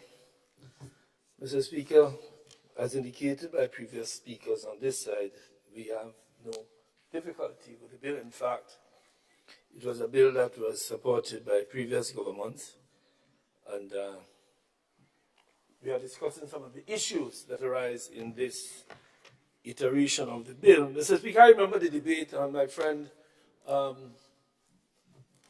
from St. Andrew Northwest reminds us about the debate, the question of monopoly versus, and you know, there are persons who actually believe that sometimes in some societies, at some times, monopoly is required. I think in Grenada, we welcomed the liberalization because it has led to benefits. But while we welcome liberalization, as the bill indicates, we must ensure that in this liberalized environment and non-discriminatory entry that we are trying to develop, there must be fairness, transparency, and accountability. Those are the words used by the bill itself, and those are the words my friend from St. Andrew Southwest indicated we're trying to achieve. So, first of all, we're giving support. But of course, Mr. Speaker, there is always room for improvement. And that is what I will try to address, particularly Section 10 and Section 11. Section 10 speaks to, Part 10, sorry, not Section 10, Part 10 speaks to offenses, and Part 11 speaks to investigation. And I think there are things in there that I want to submit, and I will not only give my observations, I will offer some recommendations as to how we should approach it. There are some, you see, in law, and particularly when we deal with criminal law and we're looking at offenses and jail and all of these, because there are some stiff offenses here prescribed. And it means, therefore, that we have to, in a process to get there, justice must be done. I think all of us would agree on that.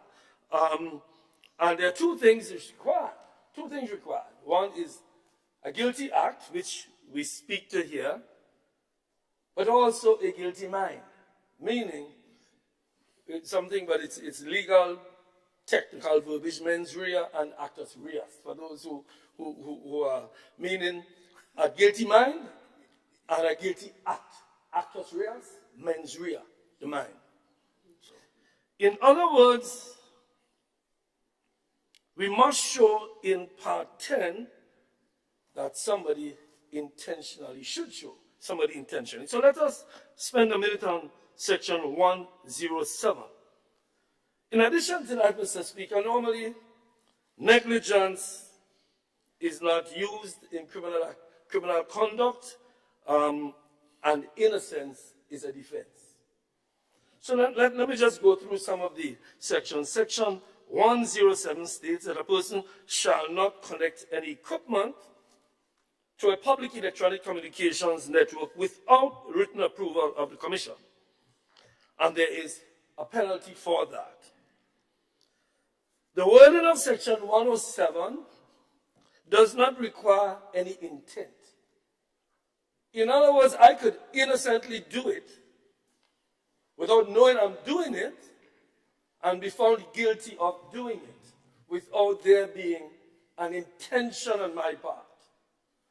In my view, Mr. Speaker, that needs to be sorted out because we're talking about severe penalties. So Section 107(1) talks about that. And so even if a person unknowingly or innocently connects, they are guilty. We want to suggest in that Section 107(1) that it says, a person shall not knowingly connect any equipment to a public electronic communication network without the written approval of the Commission. Or else we would capture in that net persons who are innocent.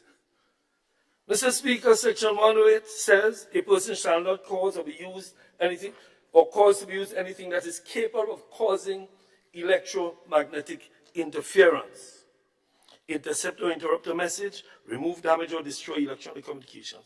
A person who commits this act, in the case of a first offense, a conviction, a fine of $15,000, or subsequent offenses, may go to jail for 4 years. 4 years. Here too, we have the view that the net cast too wide a net. All the prohibited acts can be done under Section 108, subsection 10, can be committed innocently, unknowingly, or even negligently, which does not normally fall into the parameters of criminal conduct.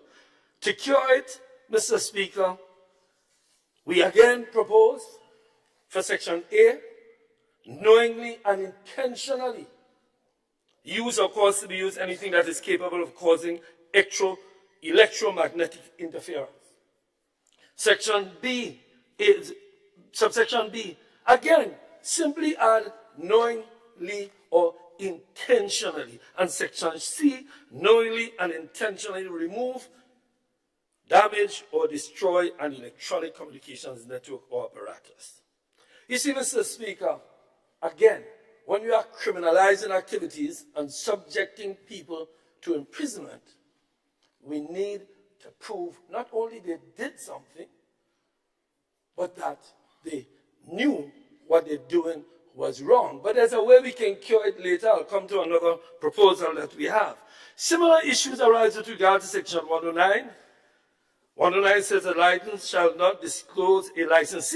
shall not disclose personal information relating to a retail customer except with the consent of the retail customer or under a court order. Here again, we submit that we should say a licensee shall not knowingly do it, because there are ways you can do things without knowing that you are doing it because of the circumstances that we find ourselves in. So we suggest a licensee shall not knowingly disclose personal information relating to a retail customer except with the consent of the retail customer under a court order. So, Mr. Speaker, again, it refers to the question of guilty mind, guilty act. Mr. Speaker, section 111.1. 111.1. We again, it says a licensee shall not directly or indirectly hold share capital or voting rights of another licensee in an Ectel contracting state. What if somebody owns shares in a licensee in Grenada? And they trust that my friend the Prime Minister is much more capable than I on these matters because it concerns some civil issues. A trust to which a person is a beneficiary may, without his knowledge, own shares in a licensee in St. Vincent without his knowledge. But he's guilty because this act does not say whether or not he knows or doesn't know. Once it happens, it means that he or she is guilty. So again, we suggest in that section, we add the words knowingly. Mr. Speaker, we also have issued with section 113, which talks about a corporate where an offense under this act committed by a body corporate is proved to have been committed with the consent or connivance of or attributable to any neglect on the part of any director, manager, secretary, as well as the persons, then that person as well as the body corporate shall be guilty. Mr. Speaker, again, we suggest that in this case, neglect should not be one of the issues. Neglect is normally left for civil matters, not in criminal matters. It criminalizes neglect, which is normally dealt with in civil issues. And in such a position, we ask that that language be changed. And we suggest that in section 113, it should read, where an offense under this act committed by a body corporate is proved to have been committed with the consent or connivance of any director, manager, secretary, or other similar officer of the corporate body, then that person as well as the body corporate shall be found guilty. If we go into committee, Mr. Speaker, we can revisit it if my proposals are subject to are going to be taken on board. Mr. Speaker, there may be some concern that if the act must be done knowingly or intentionally, that it would make it difficult to implement the act. But, Mr. Speaker, there is precedent. For example, in drug cases where somebody is found in possession of a drug, that person is in possession. In that law, the prosecution simply has to prove that he's in possession.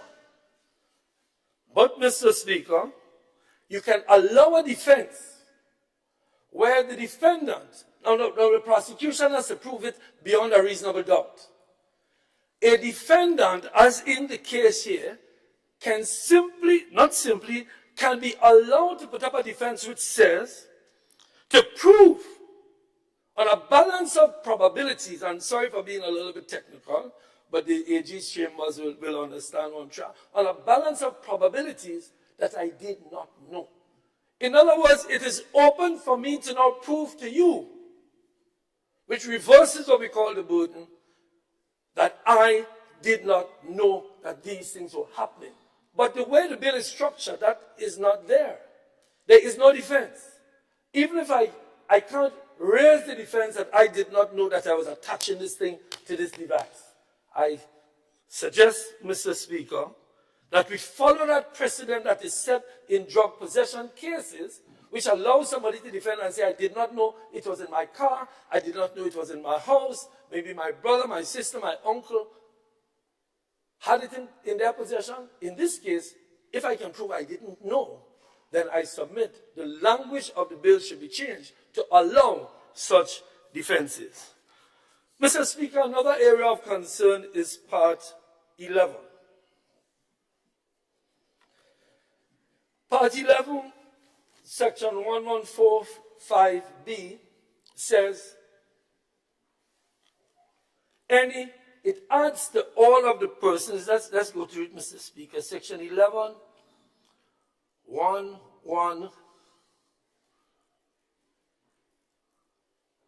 It talks about any other person in Section 1145B. 1145B says, subject to subsection 8, 9, 10, 11, and 12, an inspector may perform the following during the investigation. And we talk about B. Request that an officer or employee of the licensee or frequency authorization holder or any other person can be brought in.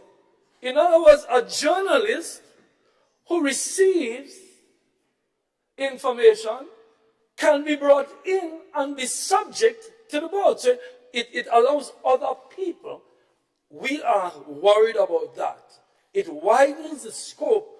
You see, this board has both the investigative and adjudicative responsibility, which is a difficult position to be in. Now, we understand the position of the board, we understand the legislation, but it says, Mr. Speaker, that they now can, if a licensee violates, they can go and pull in any other person outside of the licensee and investigate them. That gives us concern and opens it to possible abuse by the investigative authority, which is the board itself. Because as I said, you're doing both the investigative and adjudicative roles in according to this act. In other words, they're acting as prosecutor and judge. It's as if the police were judging their own case and giving them the ability to bring in any other person, to me, is opening it. The last thing, Mr. Speaker, it'll take me 1 minute, is Section 11413, which says that the rules of evidence will not be followed. You see, Mr. Speaker, if journalists can be compelled to come in, you know, we would not have Watergate, we would not have Nixon, we would not have all that, because journalists could not have been compelled to come in and say what their sources are, what they are, what the potential for this is. That in the investigations, you can pull in the journalists because it gives them the right to pull in any other person outside of the licensee and people who are authorized by the board. Again, that opens us up to some potential, abuse of the rules. Mr. Speaker, and then they say to us, the rules of evidence don't apply. I have to wind down, I can't go any further. The rules of evidence don't apply. Those of us who practice in courts know the importance of the rules of evidence to ensure that nobody can just come into the hearing and say anything having ulterior motives or having some reason to want this man to be shut down. There is no In other words, it says, Mr. Speaker, that they will not be bound by what they refer to as technicalities. Technicalities help us in preserving justice. Technicalities help us in ensuring that innocent people are not sent to jail. Technicalities will help the persons who are in defense position with respect to this act. Thank you, Mr. Speaker. That is all I have. Thank you, Honorable MP for the Town of St. George. Could you just turn off your lights so I can?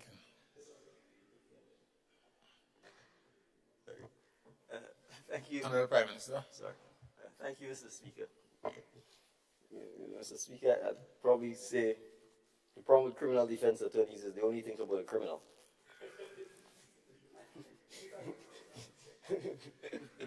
You see, the rights of the innocent, the rights of the vast majority of the citizens never matters, Mr. Speaker. It's always the rights of the criminal. So, and my friend has had to do this dance his whole life, dance before the courts and then dance in Parliament. And sometimes I think he forgets to switch up which hat he's wearing. I remember my good colleague from Carriacou, George Prime, suffering a similar fate. I think once when he was a senator, he wasn't sure whether he should be for the courts or for the Senate.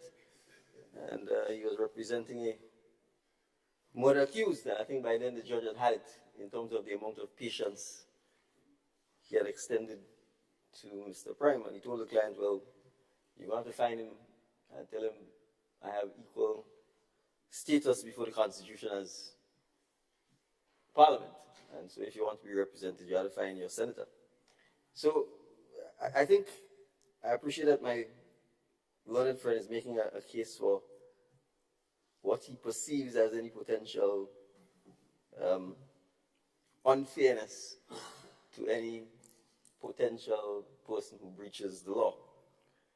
Mr. Speaker, the reality is, and he was using Latin terms that first year law students and so on are familiar with, I will not use those things. Other than to say he is acutely aware from his practice that there is something called strict liability, where the fact that it has happened is sufficient to convict you. And you don't even have the intent to commit it. So, I don't think we need to have an extensive debate about the fact that adding knowingly will not add anything to what was intended. And, Mr. Speaker, the reality is that, well, we'll get to that when we're looking at bills line by line. But, Mr. Speaker, the fact is, lack of knowledge is not a general defense to criminal behavior at all. Right? Everybody knows that. And all of us would be, after we kill a man, we'll say, but I didn't know I killed a man. After I connect to the meter illegally and abstract electricity, I didn't say, I didn't knowingly intend to do it. I didn't know I did it. Right? So, Mr. Speaker, intent is necessary. It is for the person who, the general principle is this: you alleges must prove. And so if anyone is charged for any potential offense under this act, the prosecutor has to prove his case in the totality of the circumstances. And the tribunal that is hearing the matter will determine whether or not the case is proved. Any accused persons will have the right to mount any of the number of defenses that are permitted to them under law. And I say this because I noticed my friend's presentation. I sat there because he was the last one to speak. That's all he presented on. The offense is part of the legislation. And that's why I surmise by saying the rest of the bill, which applies to law-abiding, upright citizens, doesn't matter. All that matters is protecting the rights of those who may potentially breach the bill. But, Mr. Speaker, this is a seminal piece of legislation.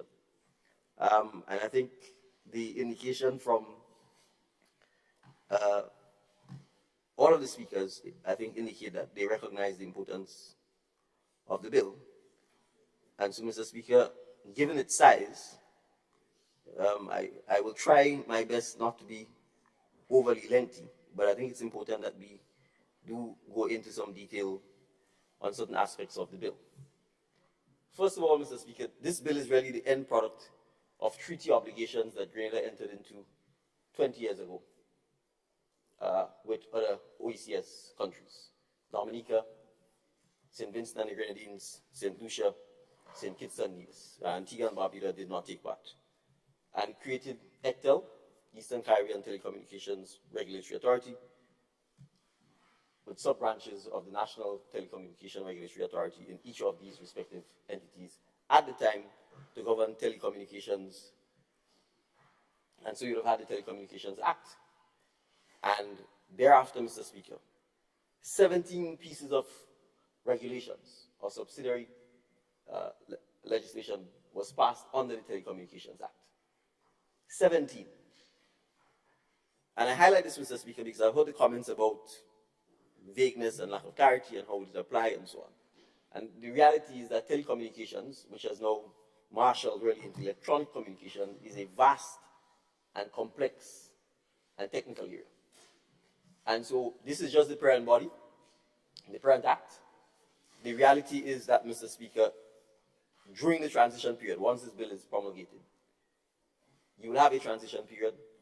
The existing subsidiary pieces of legislation will continue until they are repealed and replaced by new regulations that will come. And Mr. Speaker, if we read the act, we will see that. Mr. Speaker, the technology has changed so dramatically and so rapidly that a child who's 16 years old, for instance, has never seen a telephone booth. They wouldn't know what a beeper or page is. They wouldn't even know what BlackBerry is. What do you know what Samsungs and iPhones? They wouldn't even know what Nokia and Ericsson are. That's how dramatic and rapidly the change is. It's iPads. They probably wouldn't know what the iPod is, which is where it all started with the music. And so, Mr. Speaker, 10 years ago, no one was streaming content live 24 hours a day. Netflix, Roku, Paramount, we can go on and on. So it was recognized that with a rapid change in technology, that the law needed to keep up. But the fact is, Mr. Speaker, we've not kept up. We are already probably 10 years behind in terms of trying to keep up with the dramatic changes. And so, Mr. Speaker, ECTEL, together with the NTRCs, together with the contracting states of which Grenada is one, recognized that, in fact, the law needed to be changed. It meant the treaty first had to be changed. And, Mr. Speaker, as far back as 2018, Grenada, in July of that year, ratified the protocol instrument and deposited it at the OECS Commission to indicate that it was agreeing with the changes in the treaty that would lead to, ultimately, the changes in the legislation, which is, as a first step, this bill, Mr. Speaker. So all of the 5 countries ratified the changes to the ECTEL Treaty, and in December of 2019, the revised treaty came into being. Mr. Speaker, as a result of that, ECTEL commenced a series of extensive and in-depth public consultations across all of the islands. And I'm reciting this history, Mr. Speaker, because obviously I've heard of the talk of consultations. I mean, we talking back as far back as 2009. These consultations have been ongoing. So from the very countries themselves, consultants were hired. There was an extensive debate about the legislative framework, radio, TV broadcasters, ministers of government.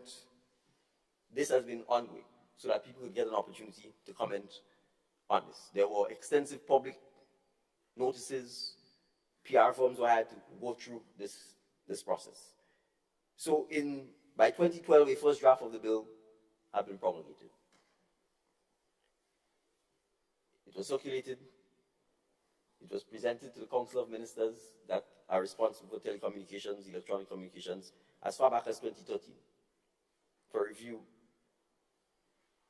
The ministers then agreed to have the draft bill laid before the Legal Affairs Committee, made up of the Attorney Generals of the respective contracting states within the organization of the OECS. The draft bill was presented again to the ministers on the 13th of September 2019 for their review and their input. It was then subsequently sent to the Attorney General chambers of all of the respective contracting states. That's 2019. So I'm saying all of this, Mr. Speaker, to say all of this would have taken place under the former administration. The minister responsible for telecommunications, then the Honorable Gregory Bowen, perhaps may not have been keeping his colleagues abreast of all the happenings, but all of this was going on. That's over a decade. Right? The Attorney Generals then even came back and made further revisions, particularly to Clause 157 of the bill. So, Mr. Speaker, I want to talk about a couple of things that I think it's important to highlight that the bill brings in terms of benefits and things that matter to the average person, because oftentimes, Mr. Speaker, when we have legislation that is this huge, it is perhaps difficult to break down why we bring it. So let's take the concept of number portability, Mr. Speaker. As it stands now, a lot of Grenadians, probably the vast majority from my observation, have 2 cell phones. Why is that? Because you have 2 dominant players in the market. You have Digicel and you have Flow. If you're an original Flow customer and you wanted to switch to Digicel, you cannot use your Flow number and go over to Digicel. You have to get a new Digicel number. So as a result, most people, because the Digicel to Digicel is presumably cheaper, Flow to Flow is presumably cheaper, they end up with 2 cell phones. How could that be beneficial to the consumer? You're paying for 2 cell phones, you have 2 numbers you don't have to remember, and then you could only essentially, in an attempt to save costs, you then have to call Digicel to Digicel, Flow to Flow. What this bill will do, Mr. Speaker, is to introduce number portability in law, which means that if you have a Digicel number and Flow is offering you a better deal, when you switch to Flow, you are switching with your Digicel number if you so desires. And Flow will be obligated in law to use that number. So it means, Mr. Speaker, immediately, it will drive competition and it will reduce costs. Because when you did not have number portability, what it means is that Flow is saying to its Flow customers, essentially, if you want to save, you must keep my Flow phone to call Flow numbers. Digicel is saying the same thing. If you want to save, you must keep the Digicel number to call Digicel customers. So the number portability and the requirement to have number portability means you can transfer or port your number from one service provider to the next. How will they get you to switch? It means they have to induce you now. They have to give you some additional benefit, either lower the cost, give you more minutes, superior quality service, or something of the sort. So it will drive competition. Hence the reason for having number portability. And it also mandates that no one can operate a clearinghouse. And I'm using this banks, a lot talk about clearinghouse and checks and so on, which is you have to have a system in the background that will allow for number portability switching to take place. And no one can operate that without permission or being licensed by the Commission. And the reason for this is to prevent against people colluding and preventing the number portability from switching or exploiting it. That's one clear, obvious feature to the average person who is a recipient of services offered by licensees in the electronic communication space. A second principle, Mr. Speaker. The legislation speaks to net neutrality or internet neutrality.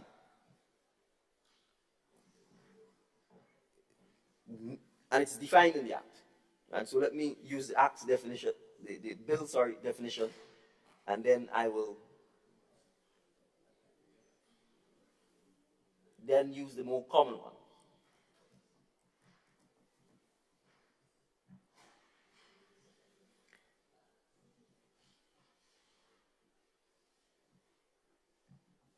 Oops. One word, Mr. Speaker.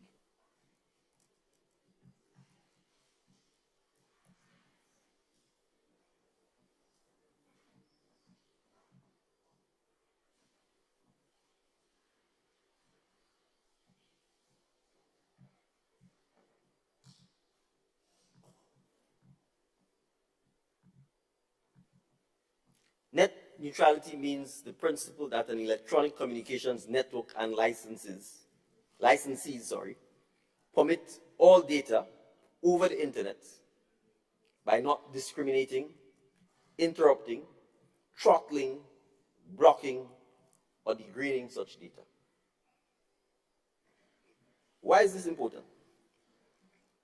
It's important, Mr. Speaker, because you see, the providers of the internet, the companies, the licensees, if you give them a chance, if you don't have net neutrality, what it will allow them to do is to slow down, degrade, block, or prevent data from reaching the customers and force you, who may want to receive that data, or force the person who may want to provide that data to you, to pay them to speed up or give you access to this data. And I want to give a brief issue on this. In the United States, for a long period, the FCC, which is their regulator, had maintained the principle of net neutrality. But you know the big boys, the Verizon, the AT&T, it's profitable for all else. So they lobbied and they lobbied and they lobbied, Mr. Speaker, to try and get the FCC to repeal this concept of net neutrality. And in fact, the FCC had adopted the repeal of it, so that these big companies would, in fact, they call it deregulation of the concept of net neutrality. So these big companies would in fact be able to actually prevent or slow down certain types of information or certain data from getting to the customers. Now, as luck would have it, the Democrats and so on rallied and railed against the concept, and they've sought to push back on this very issue, because they recognize what it would actually do is create a situation where the customers would be at a disadvantage. Content providers would be at a disadvantage, because those who own the networks, fiber, the cable, could effectively decide there's certain data that never sees the light of day. So for instance, if you go online and you want to access a particular website, and they slow this website down, then you lose patience and you go on to the next. So whatever it is you are hoping to see, you simply don't see it. Just by that tool, you can control information. Elections, you decide that you can slow down the internet. So content by one particular party, you could find a way of making it very difficult to download, very slow. Again, people want to see it taking too long, they move on. And we live in instant coffee, an era of instant coffee. If it's not fast, if it's not immediate, if it's not accessible, people move on. So you could actually prevent data from getting to persons by simply slowing down their access to it. So that is why, Mr. Speaker, the concept of net neutrality is actually legislated. Because as it stands now, we don't have net neutrality. So in effect, what I'm talking about probably is happening, because there is no law prohibiting it from happening. And so, Mr. Speaker, I give these two examples because these are examples that impact citizens. And what has to happen, Mr. Speaker? Already? What has to happen, Mr. Speaker? Thank you. May I have 2 minutes to conclude, Mr. Speaker? Please proceed, Honorable Prime Minister. Thank you, Mr. Speaker. So, Mr. Speaker, what has to happen is that for things like net neutrality, number portability, the regulations have to be enacted. Roaming. I think we all suffer badly from the way we treat it when we have to roam and live outside of Grenada. The cost of data is still prohibitively expensive. Right? These are just examples of things that matter to the average person that the Act is seeking to deal with, that it has never dealt with before. Hence the need for a lot of the expansion. And again, all of these things will be dealt with by the regulation. So, you know, the question of data and how data is accessed, again, will be dealt with by regulation. So, Mr. Speaker, I just want to conclude. I'm not sure if I followed my friends from the Town of St. George accurately, but what this Act is doing that the prior Act did not do is to create a separate tribunal from the NTRC to deal with complaints and to deal with disputes between licensees and consumers, licensees, and the NTRC. So it seems as if my friend misunderstood the import of the legislation. It is not seeking to have the commission be the investigator, the prosecutor, and the judge. To the contrary, a separate tribunal is being set up to deal with complaints.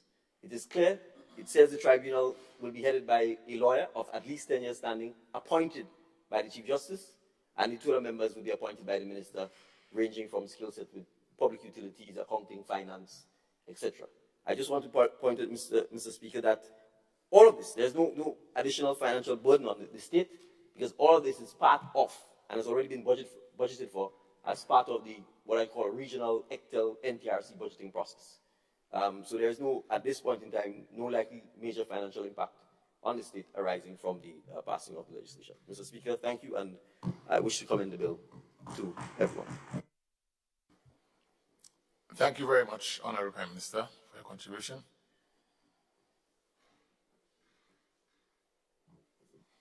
The Law of Government Business. Mr. Speaker, I simply rise to express my gratitude to members of both sides of the House for their contribution towards this bill, and I now commend it to the House. Thank you. Honorable members, the question is that this bill be read a second time. Those of that opinion say aye. Of the contrary opinion say no. I think the ayes have it. Indeed, the ayes have it. A bill for an act shortly entitled Electronic Communications Bill 2024. The Law of Government Business. Mr. Speaker, I beg to move that the House resolves itself into a committee of the whole House to consider this bill clause by clause and part by part. Part by part and clause by clause. Thank you. Honorable members, the question is that this Honorable House resolves itself into a committee of the whole House to consider this bill part by part. All those of that opinion say aye. Of the contrary opinion say no. I think the ayes have it. The ayes have it.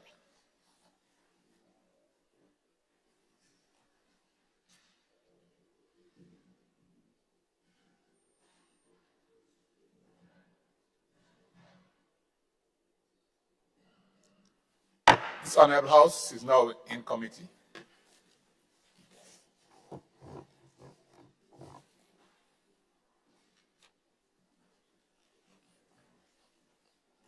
Part 2, Powers and Duties of Minister. Honorable members, the question is that Part 2 forms part of the bill. Those of that opinion say aye. Of the contrary opinion say no. The ayes have it. Indeed, the ayes have it. Part 3, the National Telecommunications Regulatory Commission. Honorable members, the question is that Part 3 forms part of the bill. Those of that opinion say aye. Of the contrary opinion say no. The ayes have it. Indeed, the ayes have it. Part 4, Licensing of Electronic Communications. Honorable members, the question is that Part 4 forms part of the bill. Those of that opinion say aye. Of the contrary opinion say no. The ayes have it. Indeed, the ayes have it. Part 5, Change of Control and Ownership of License and Frequency Authorizations. Honorable members, the question is that Part 5 forms part of the bill. Those of that opinion say aye. Of the contrary opinion say no. Indeed, the ayes have it. The ayes have it. Part 6, Rights and Obligations of Licensee and Frequency Authorization Holder. Honorable members, the question is that Part 6 forms part of the bill. Those of that opinion say aye. Of the contrary opinion say no. The ayes have it. Indeed, the ayes have it. Part 7, Registration and Approval. Honorable members, the question is that Part 7 forms part of the bill. Those of that opinion say aye. Of the contrary opinion say no. The ayes have it. Indeed, the ayes have it. Part 8, Competition. Honorable members, the question is that Part 8 forms part of the bill. Those of that opinion say aye. Of the contrary opinion say no. The ayes have it. Indeed, the ayes have it. Part 9, Universal Service and Access Fund. Honorable members, the question is that Part 9 forms part of the bill. Those of that opinion say aye. Of the contrary opinion say no. The ayes have it. Indeed, the ayes have it. Part 10, Offences. Honorable members, the question is that Part 10 forms part of the bill. Those of that opinion say aye. Of the contrary opinion say no. Indeed, the ayes have it. Here's the light one on Part 10.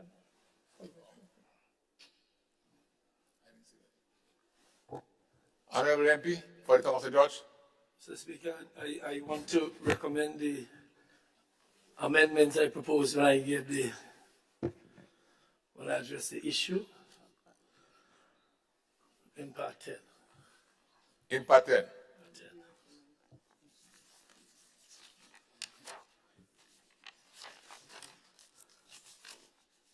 Are we not going through them, Mr. Speaker, as in committee? In Part 10? Mr. Speaker, I thought Part 10 was approved. Is it what? Also, no, you can go ahead and do as you please. I just want to put it on the record. I'm making a recommendation. I don't expect to get it agreed on, but certainly I want it on the record that I'm asking that we put knowingly and intentionally. Just hold, Honorable MP, just hold.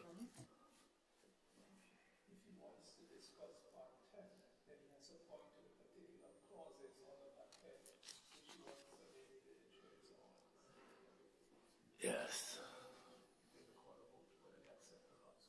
But my question is, did we vote on Part 10? Did we call it vote on Part 10? I can't win, but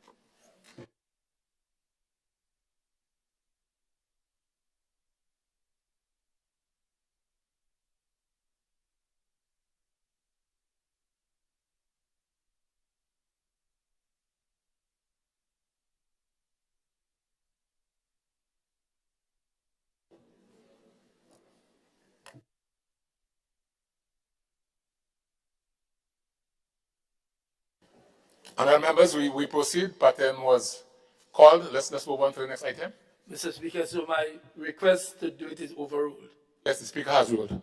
Speaker has overruled me. Much obliged. Go ahead, Clerk. Part 11, Investigation. Honorable members, the question is that Part 11 forms part of the bill. Those of that opinion say aye. Mr. Speaker, I think I did make some recommendations on Part 11 too. Is it approved already? Not yet. Is it? Mr. Speaker, may I? I can sit and speak, right, Mr. Speaker? Yes. I know in committee. So I'm asking you, Mr. Speaker. You know the rules of the House, don't you? But sometimes the rules evade me. But yes, I generally do. I want to make some recommendations with respect to 114, subsection 5, subsection B, with respect to any other person that is to have that removed. Mr. Speaker, am I allowed to raise it now, or I'm overruled already? You may, honorable member, it has to be agreed to by the House. Well, I'm speaking to the House, Mr. Speaker. So my recommendation is for 114, subsection 5, to remove in subsection B, subsection 5, or any other person. And the reason I'm saying that is because I think any other person can potentially cause the commission to call in people like journalists who will then have to appear and face some consequences if they don't, to give evidence as to who gave them. And that is similar to what took place in Watergate in the US. You remember that, Mr. Speaker. So it is my proposal that section B read, request that an officer or employee of the licensing or frequency authorization holder appear before the commission.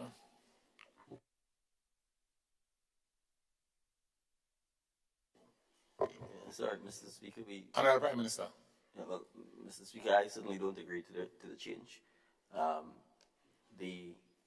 for the purposes of conducting an investigation, if the inspector is limited to merely an officer or employee of the licensee only, literally means the ability to conduct the investigation would be virtually impossible.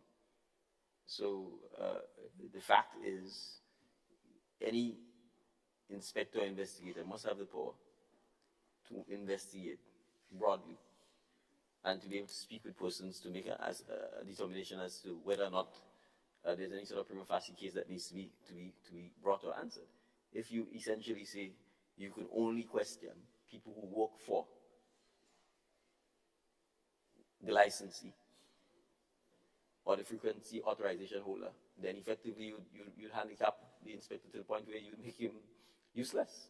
So if you need to know whether someone is complying with the act, let's take the same point I made about number portability. If you're trying to ascertain whether or not Digicel is complying with number portability, how are you going to ascertain that without speaking to the customers? You can't just speak to Digicel's employees. They would have a vested interest if their employer was not doing so, to say he's doing so. And therefore, the inspector must be in a position to speak to members of the public, to speak to a customer and say, please come in, you said you had this complaint, is this valid or not? That's all this is meant to give effect to the ability of the inspector to inspect.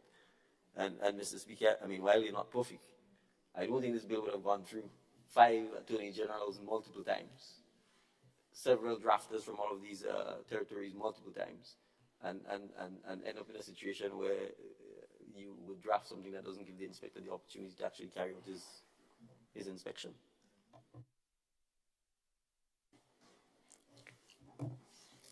All right, Honorable MP, you heard the response from the other side. I do have another, but I didn't hear from the other side. I heard from one member. But that's from the other side. It came from the other side. Yeah, I know he came from the other side, but we have other members. A majority is saying, no, it's just the least. Yeah.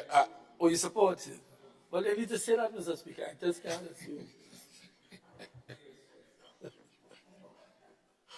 Mr. Speaker, there's another issue in respect of this one. Hold on, Honorable MP. Are you moving to another item? Or you No, it's E subsection, right, yes, it's 3114, 13E. I don't know the page. The same one, we're just going on to number 11, page 131. Page 130, actually, subsection E. Proceed. Yeah, while I don't have a solution to this problem, the phrasing which says they not be bound by technicalities, legal forms, or rules of evidence seems to suggest to me they can just call in anybody and just, and just not bound by anything. Just, they don't have to know where the evidence came from. They don't have to know. I know it's legal technicalities again, and Mr. Speaker, and when people talk about legal technicalities, these same legal technicalities help all of us when we find ourselves in problems, so don't dismiss them. Because we all need them someday. Technicalities. What does that mean? What is a technicality? There are rules. Are we calling all rules technicalities, legal forms, or rules of evidence? I don't have the answer to the question. All I'm saying is, that is so broad. It allows the commission to introduce anything into the hearing, regardless if somebody stole it from somebody and brought it in, because that's a technical rule. Honorable MP, we did leave time for discussion and presentation. I did speak about this in presentation. Now I'm proposing to change. Well, we have experts back here. Well, Mr. Speaker, I'm posing a problem. If the other side doesn't see it, of course they have the ability to tell me move on. I'll move on. I'm just recording that. When it becomes a problem later, we'll deal with it then. But you can't tell me that somebody have an entity with such powers just has no limits.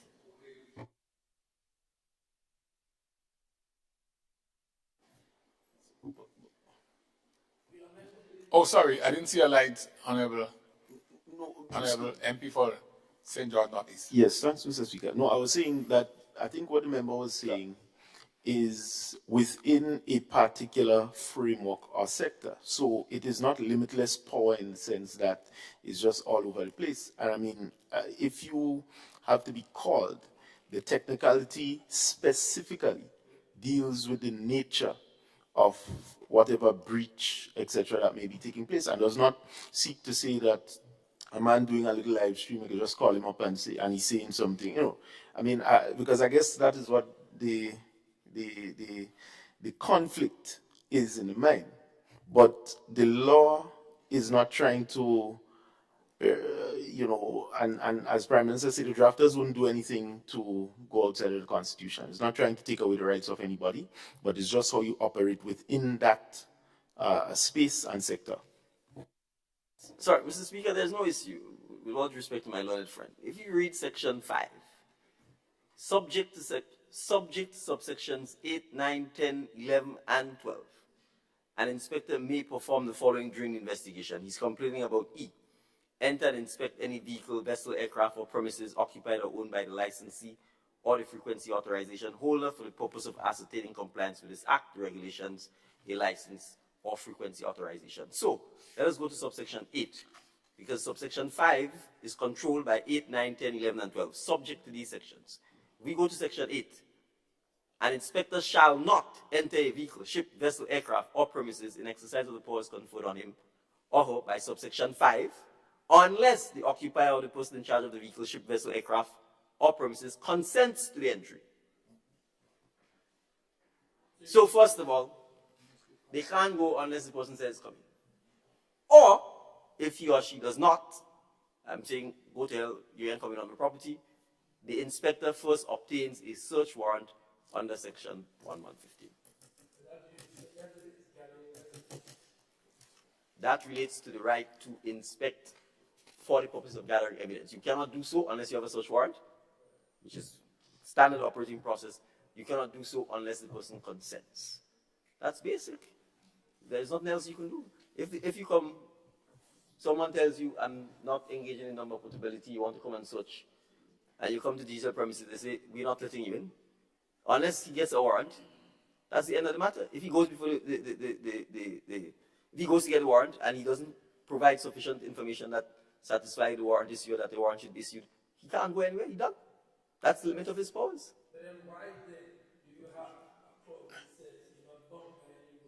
But which clause says so? All right, honorable MPs. To me, the matter has been vented for well enough time. I am going to seek a vote on this one. Honorable MP for Tongue St. George, do you have any other suggested change to the item? All right, so I'm going to put this particular, I think you have two suggestions. Two suggested changes to part 11. So I'll put it to the vote. Well, Mr. Speaker, he hasn't suggested a change. He's just saying he's flagging something that he thinks is nebulous. For the first, he didn't suggest change to the first one?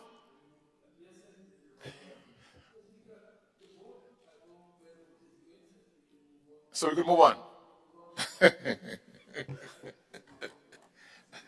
All right, so let's proceed. We need to take the vote on item, part 11.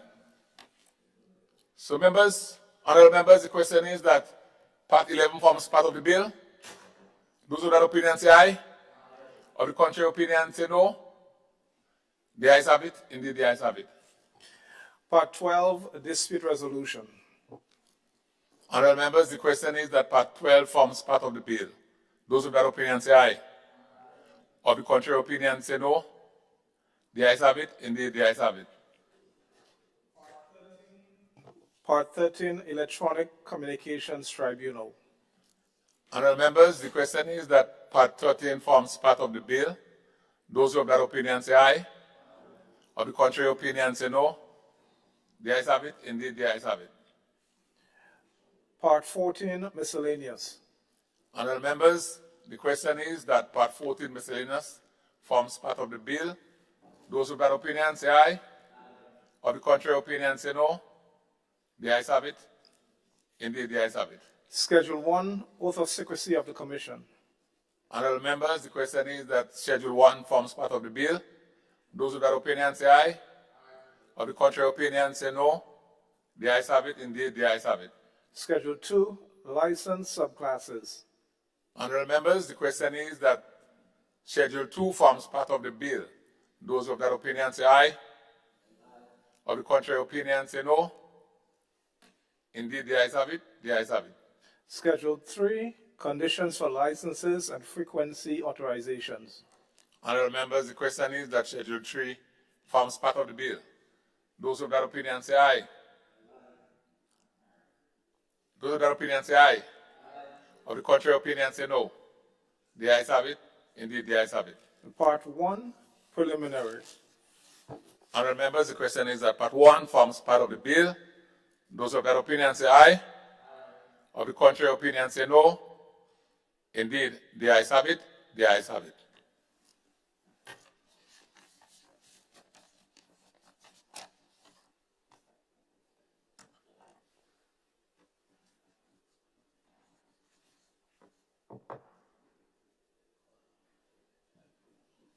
Leader of government business?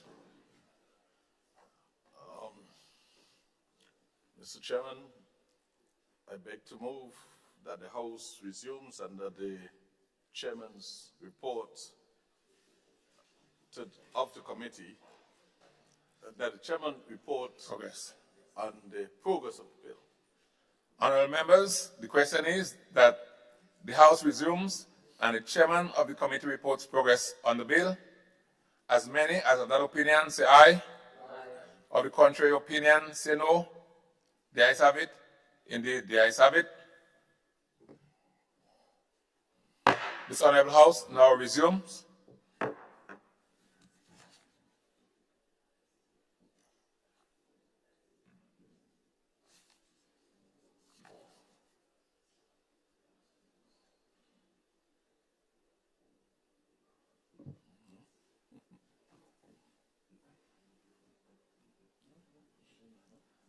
Honorable members, I have to report that the bill was considered by a committee of the whole House and passed without amendment.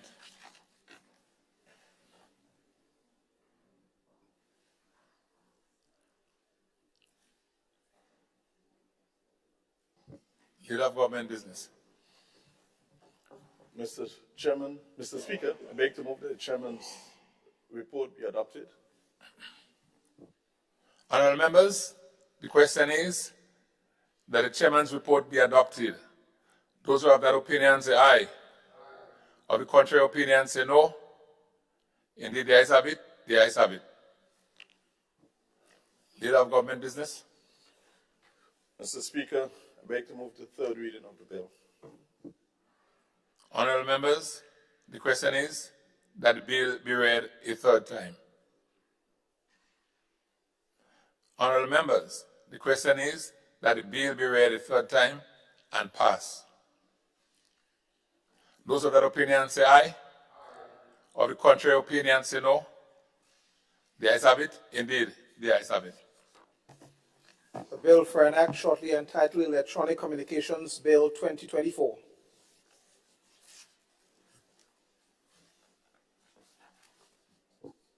Item 16, request for leave to move the adjournment of the House on matters of urgent public importance.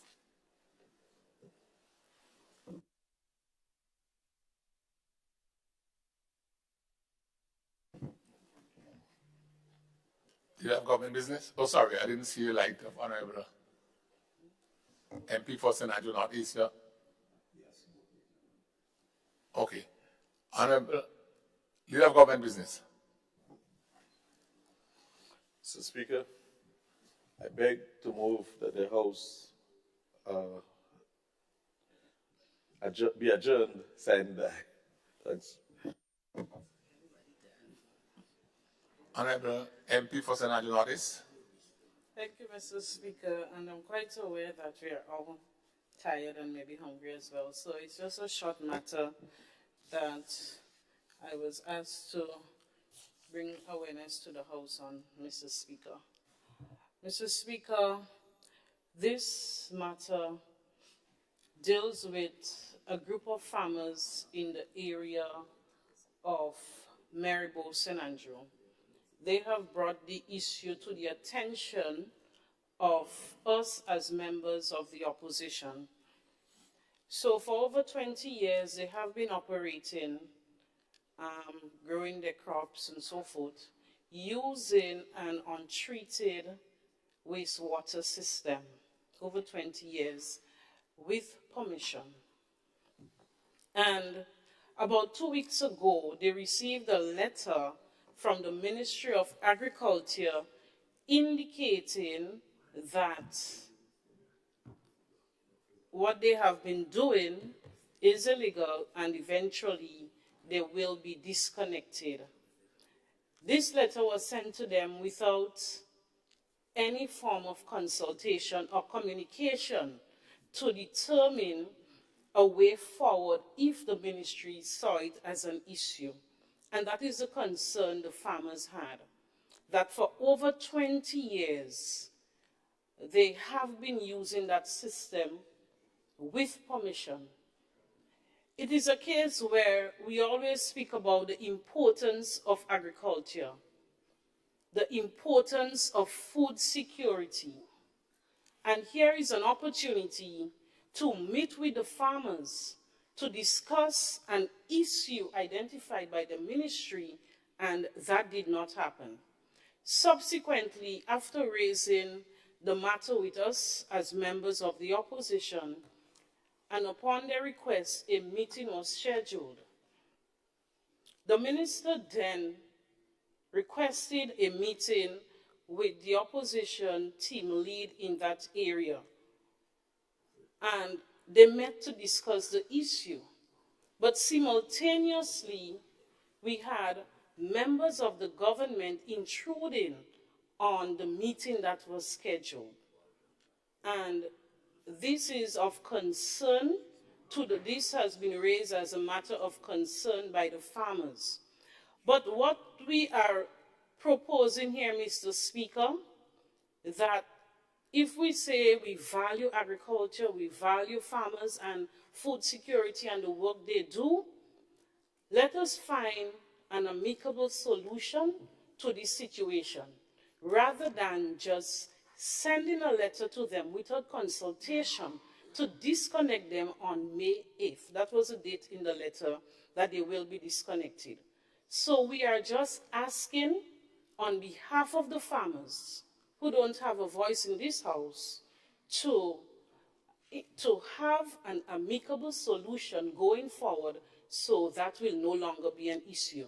It's an opportunity to not just talk the talk, but to walk the walk.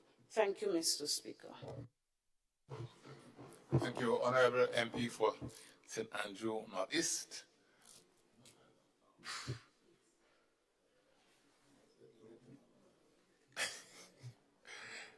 Honorable MP for St.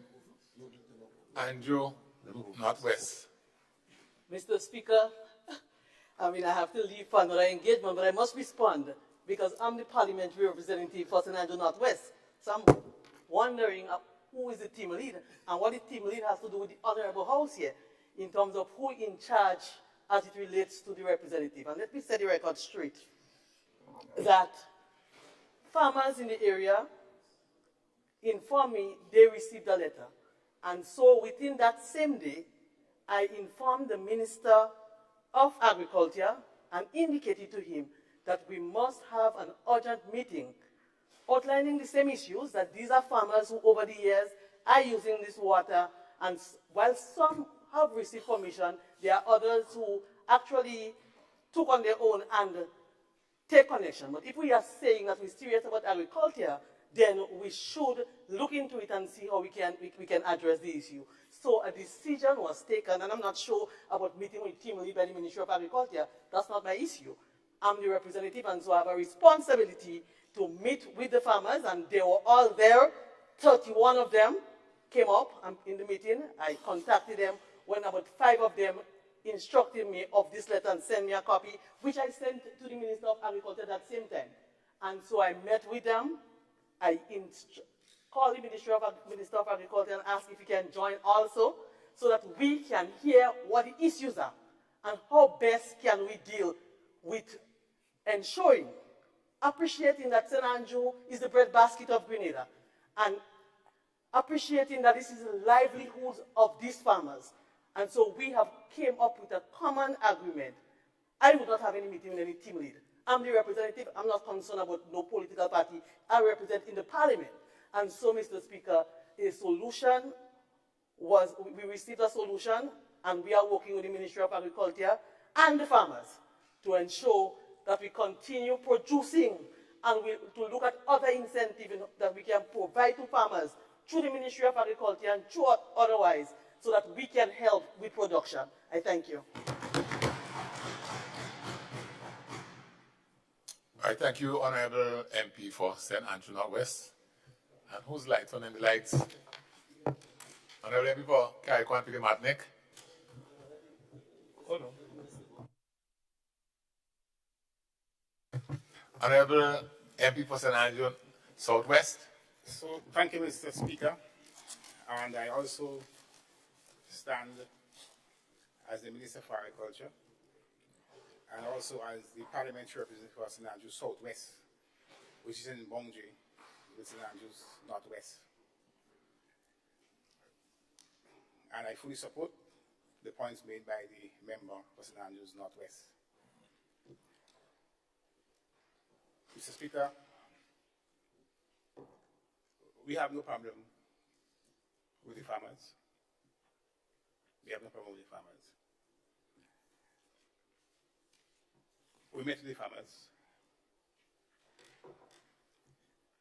and we are moving swiftly to resolve the issue of the water supply. The problem is that there are many individuals, private individuals, who hooked on illegally to the water supply. And in the dry season, when the Maribo propagation station needs adequate water to provide the plantlets for all the farmers, they're not getting enough because of this. Good? So I personally visited the whole farm. I look at the irrigation system. They turn it on for me. There is indeed a shortage of water for the Maribo propagation station. We identified some of the problem. I met with Nawasa, I think it's yesterday or the day before. I think it's yesterday. I met with Nawasa.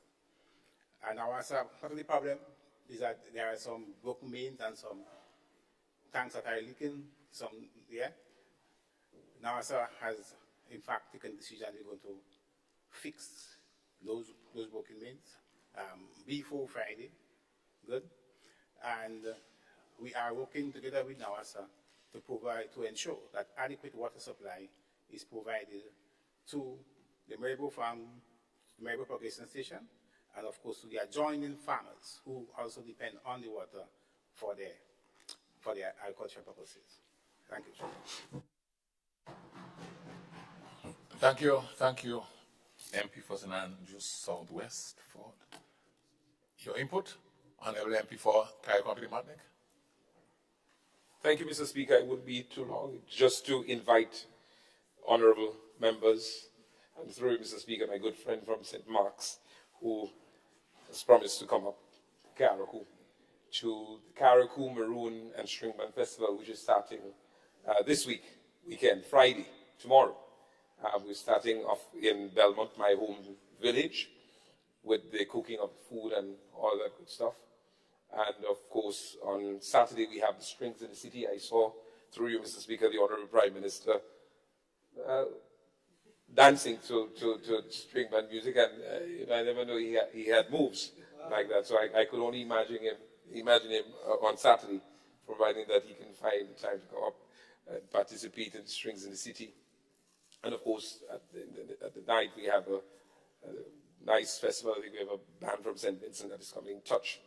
And on Sunday, we have a nice event on Paradise Beach as well, Cultural Explosion. So I invite honourable members and, of course, the general public to come to Carriacou. I know that accommodation is limited, I believe that from all reports from GT, all the villas and hotels, guest house on the island, it has met the capacity. So certainly through GT government, so we have to find ways to increase accommodations in Carriacou, because usually for most of the activities and events,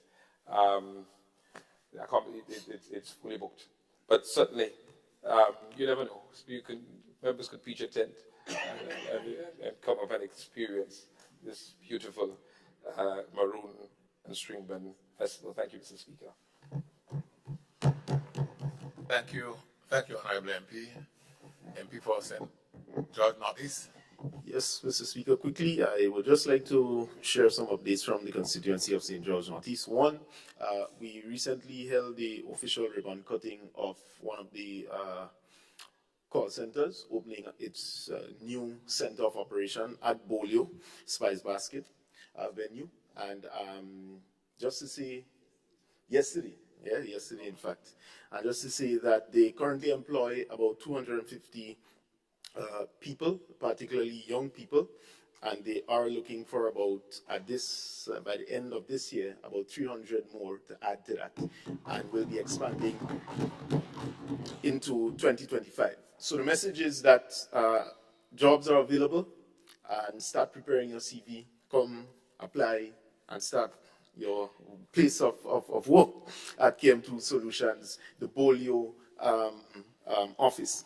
Mr. Speaker, I would just like to also update this Honorable House on something that we have introduced in St. George Northeast, which is on the issue of cuisine. To our inaugural food festival, it will be held at Tempe Playing Field. We have just recently commissioned some work there to ease the traffic and flow of it in and around the playing field. And we will be announcing finally that we have resolved the issues with the lights, and the lights will be available for the community to utilize. So we're having this on Saturday, 27th. We're inviting the general public and the residents in Tempe to come out to our inaugural event. It's on the border of cuisine, and we want to introduce this to the community and, by extension, the constituency of St. George Northeast. Thank you. I think that has covered it. Yeah? All the members have made a contribution, so it was moved by the government business that this house now stands adjourned, sine die. Those of that opinion say aye. Of the contrary opinion say no. Honorable members, this house now stands adjourned, sine die.